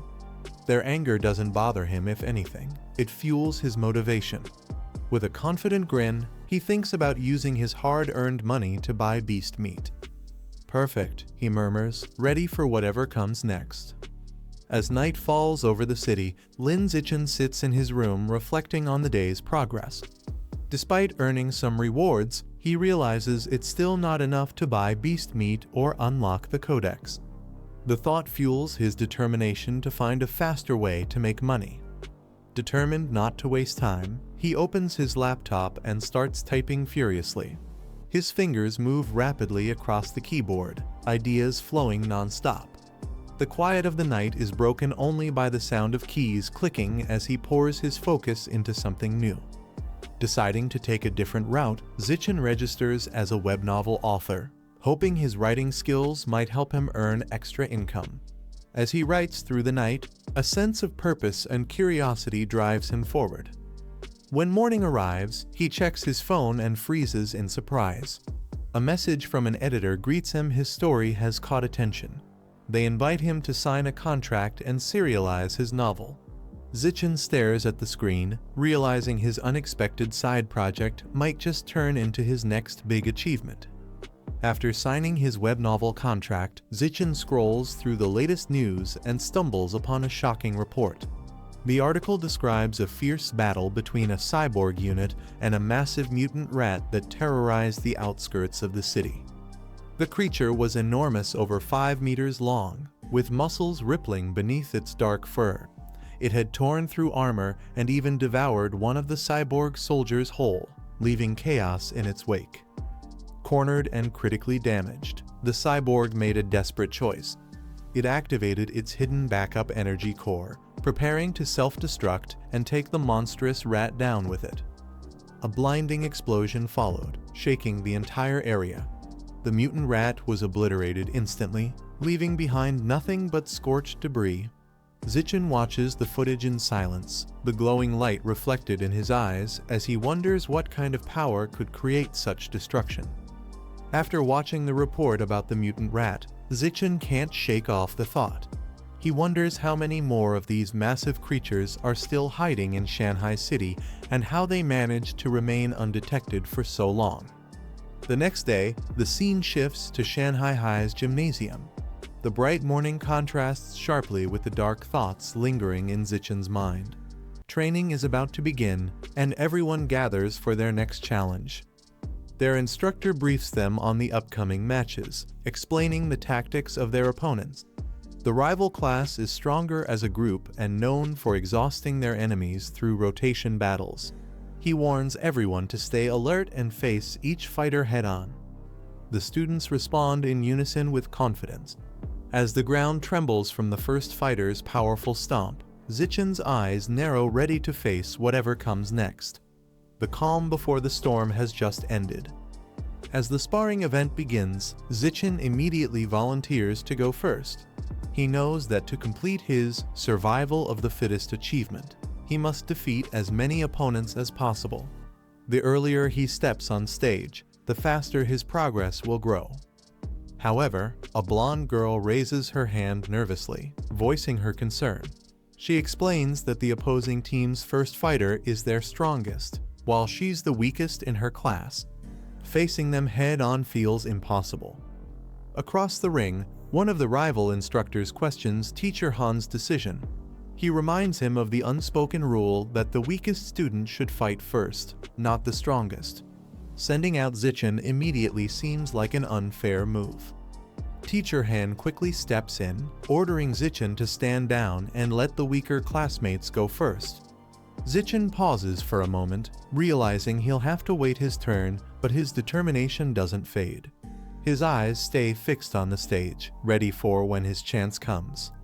Zichen steps down from the stage calmly, acknowledging his teacher's command. Though slightly disappointed, he keeps his composure and waits for the next chance to prove himself. Teacher Han then calls on Yuntong to fight first. Startled, she panics, admitting she isn't ready yet.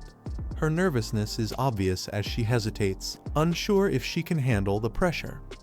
Before she can step forward, another girl with twin pigtails raises her hand, reminding Teacher Han that she's actually the weakest and should be the one to start. Her expression shows a mix of fear and determination.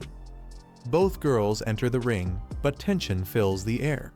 The pigtail girl's legs tremble as she faces her taller opponent. She thinks to herself how nervous she feels, realizing this will be her toughest match yet. The students cheer from the sidelines, shouting words of encouragement. "You got this, Hanhang." Their voices echo across the gym, trying to boost her morale before the fight begins. Despite the support, Hanhang's hands tremble as anxiety takes over. The crowd's attention only makes her more nervous, and she can feel her heart pounding louder with every second. Her opponent wastes no time launching forward with explosive speed. The blonde girl's strike comes down fast and fierce, giving Hanhang barely a moment to react. But as the attack descends, something shifts. Hanhang clenches her fists and counterattacks instinctively, channeling all her fear into a desperate burst of strength. The clash fills the ring with blinding energy. Hanhang braces herself, covering up to block the blows. She knows victory is out of reach, but if she can endure long enough, she might wear down her opponent's stamina. Minutes pass, and the blonde girl starts to notice the change. Despite her relentless attacks, Hanhang refuses to fall. The longer it continues, the more tired the stronger fighter becomes. Realizing she can't drag it out, the blonde girl decides to end it quickly. She launches a powerful strike, pouring everything she has into one decisive blow. The impact sends Hanhang crashing onto the floor, her body trembling from exhaustion. Though defeated, her endurance leaves everyone in the arena stunned. Hanhang steps off the stage, exhausted but holding her head high. Despite her defeat, her endurance has earned her silent respect from her classmates. Teacher Han smiles, giving her a thumbs up. He praises her for using defense and stamina drain as her strategy, an intelligent move against a stronger opponent.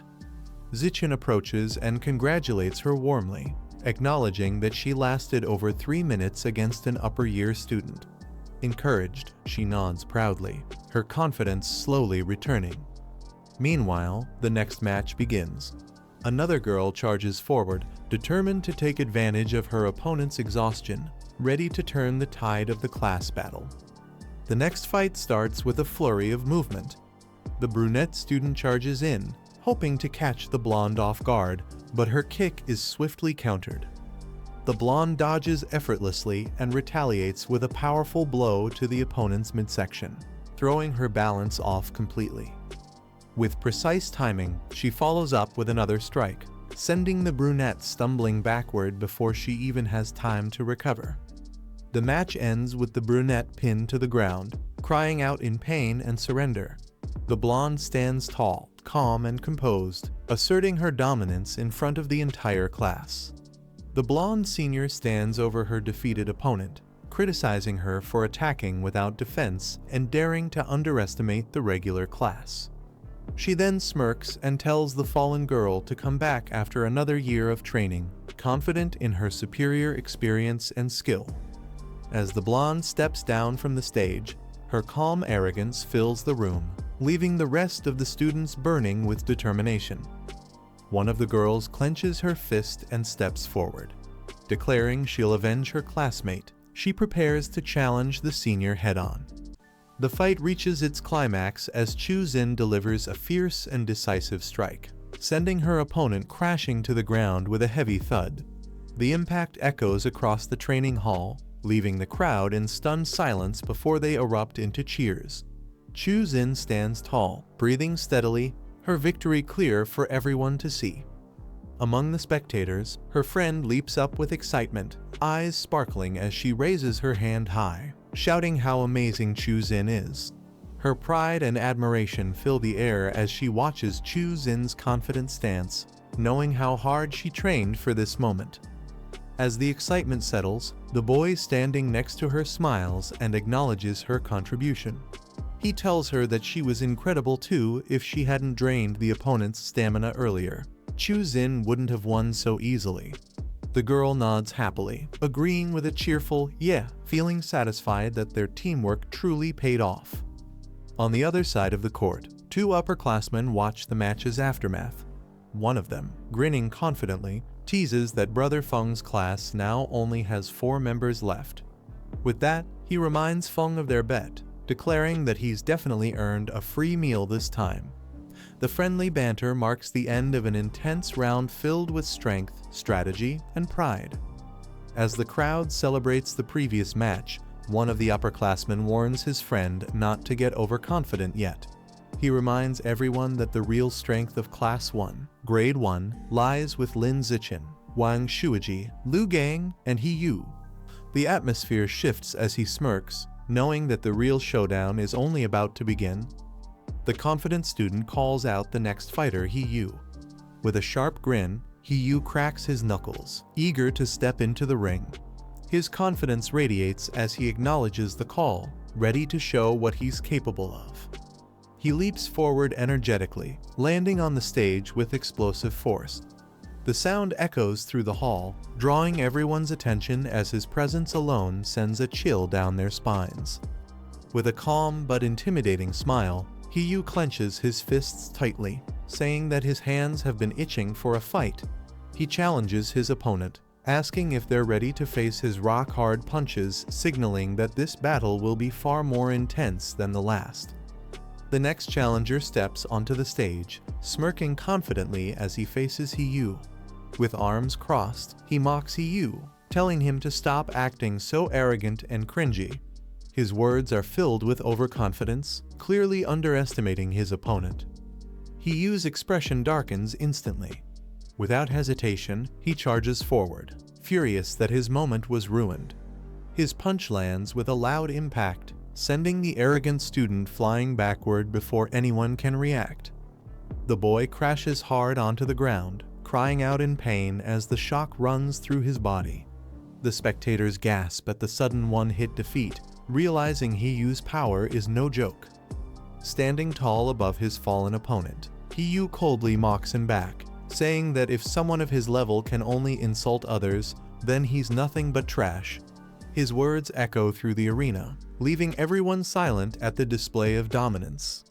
The match continues with heavy tension as the opponent slams his foot onto the ground, creating a sharp echo that signals his readiness to fight. Both fighters lock eyes, neither willing to back down. The larger fighter glares at Hiyu and shouts angrily, calling him arrogant for his earlier attitude. His muscles tense as he prepares to strike, determined to crush his opponent's confidence. With a burst of power, he lunges forward, throwing a massive punch and declaring that he'll show Hiyu what real strength looks like. The air ripples from the sheer force of his movement as the blow races toward its target. But to his shock, Hiyu swiftly dodges at the last second. The powerful punch slices through empty air. Eyes widening, the attacker realizes Hiyu's speed is far beyond his expectations. He can't believe his attack was completely avoided. Before the opponent can recover from his surprise, Hiyu counterattacks with lightning speed. His powerful kick lands cleanly, flipping the opponent into the air as the crowd gasps in disbelief. The impact shakes the ring, showing just how overwhelming Hiyu's strength is. The opponent crashes heavily onto the ground, the sound echoing through the arena. His body trembles in pain as he lies defeated, unable to move after taking such a devastating blow. Watching from the sidelines, Chuzin and her friends cheer loudly, their excitement overflowing. They shout for Hiyu to keep going, urging him to beat the remaining opponents without holding back. Their energy fills the hall, boosting Hiyu's momentum even further. Fueled by their cheers, Hiyu moves like a storm, knocking down several more challengers one after another. His strikes are precise and brutal, leaving his opponents unable to stand. The once confident rivals now watch in awe, realizing that Hiyu's power is far beyond their expectations. Hiyu delivers another devastating punch, his fist connecting squarely with his opponent's face. The crowd watches as the opponent is sent flying backward from the sheer force, completely overpowered. Without hesitation, Hiyu charges again, shouting for another round. His next strike lands perfectly, flipping the next challenger into the air and slamming them onto the ground with brutal precision. Energized by his winning streak, Hiyu pumps his fists and calls for the next opponent to step up. He boasts that he can still take down 10 more, his confidence burning bright even as his breathing starts to grow heavier. Despite his determination, exhaustion begins to show. After defeating 5 in a row, his stamina starts to fade. When facing his 6th opponent, Hiyu is finally overpowered and falls in battle. By then, Class 1, Grade 1 has only 3 members remaining, while their rivals from Grade 2, Class 6 still have 13 fighters standing strong. After Hiyu's defeat, the instructor calls out for the next fighter to step in. His voice echoes through the gym as he announces, "Wang Shuiji, you're up." The crowd shifts their focus, anticipation building as a new contender steps forward with fierce determination. With a confident smirk, Wang Shuiji responds immediately, shouting that he's ready. He launches himself into the ring, his body radiating power as he charges forward at full speed, fists clenched and eyes locked on his target. The battle erupts with incredible intensity. Wang Shuiji dominates his opponents one after another, his strikes precise and devastating. Each punch sends another challenger crashing down, until he's taken out 10 in a row without breaking a sweat. Watching from the sidelines, one of the rival students looks on in disbelief. He admits that he doesn't even remember Class 1 having such a powerful fighter.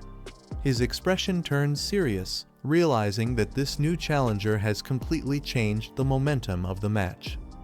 One of the instructors smiles calmly and explains that the new powerhouse, Wang Shuiji, recently transferred this semester, which is why the others didn't recognize him.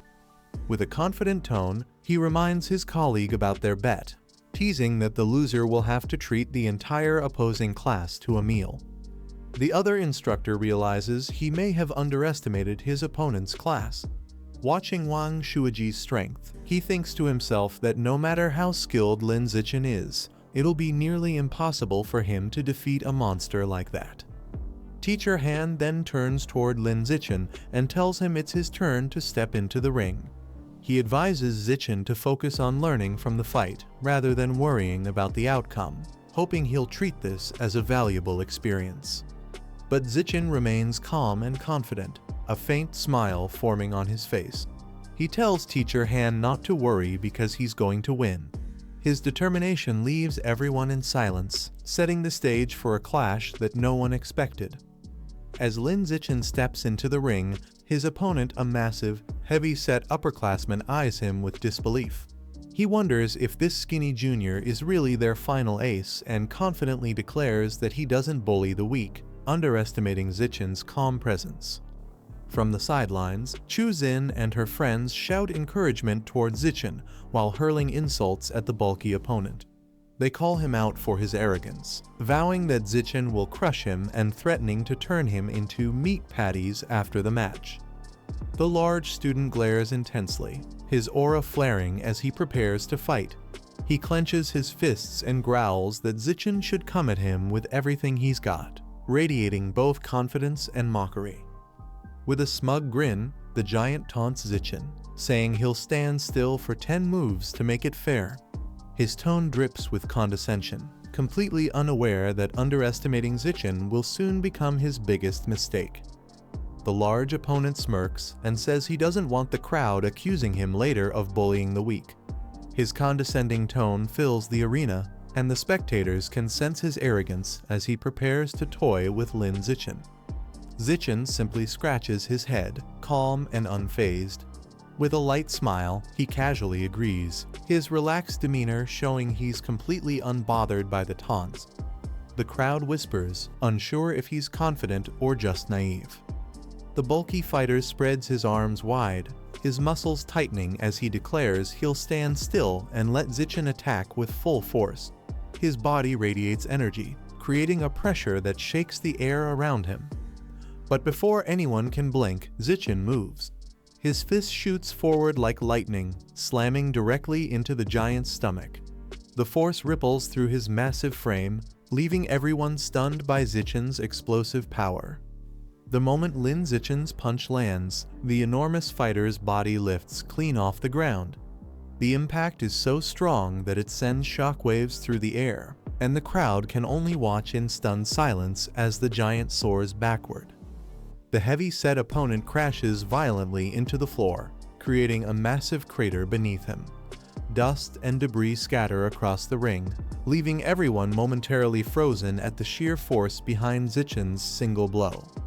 As the dust settles, silence fills the gym.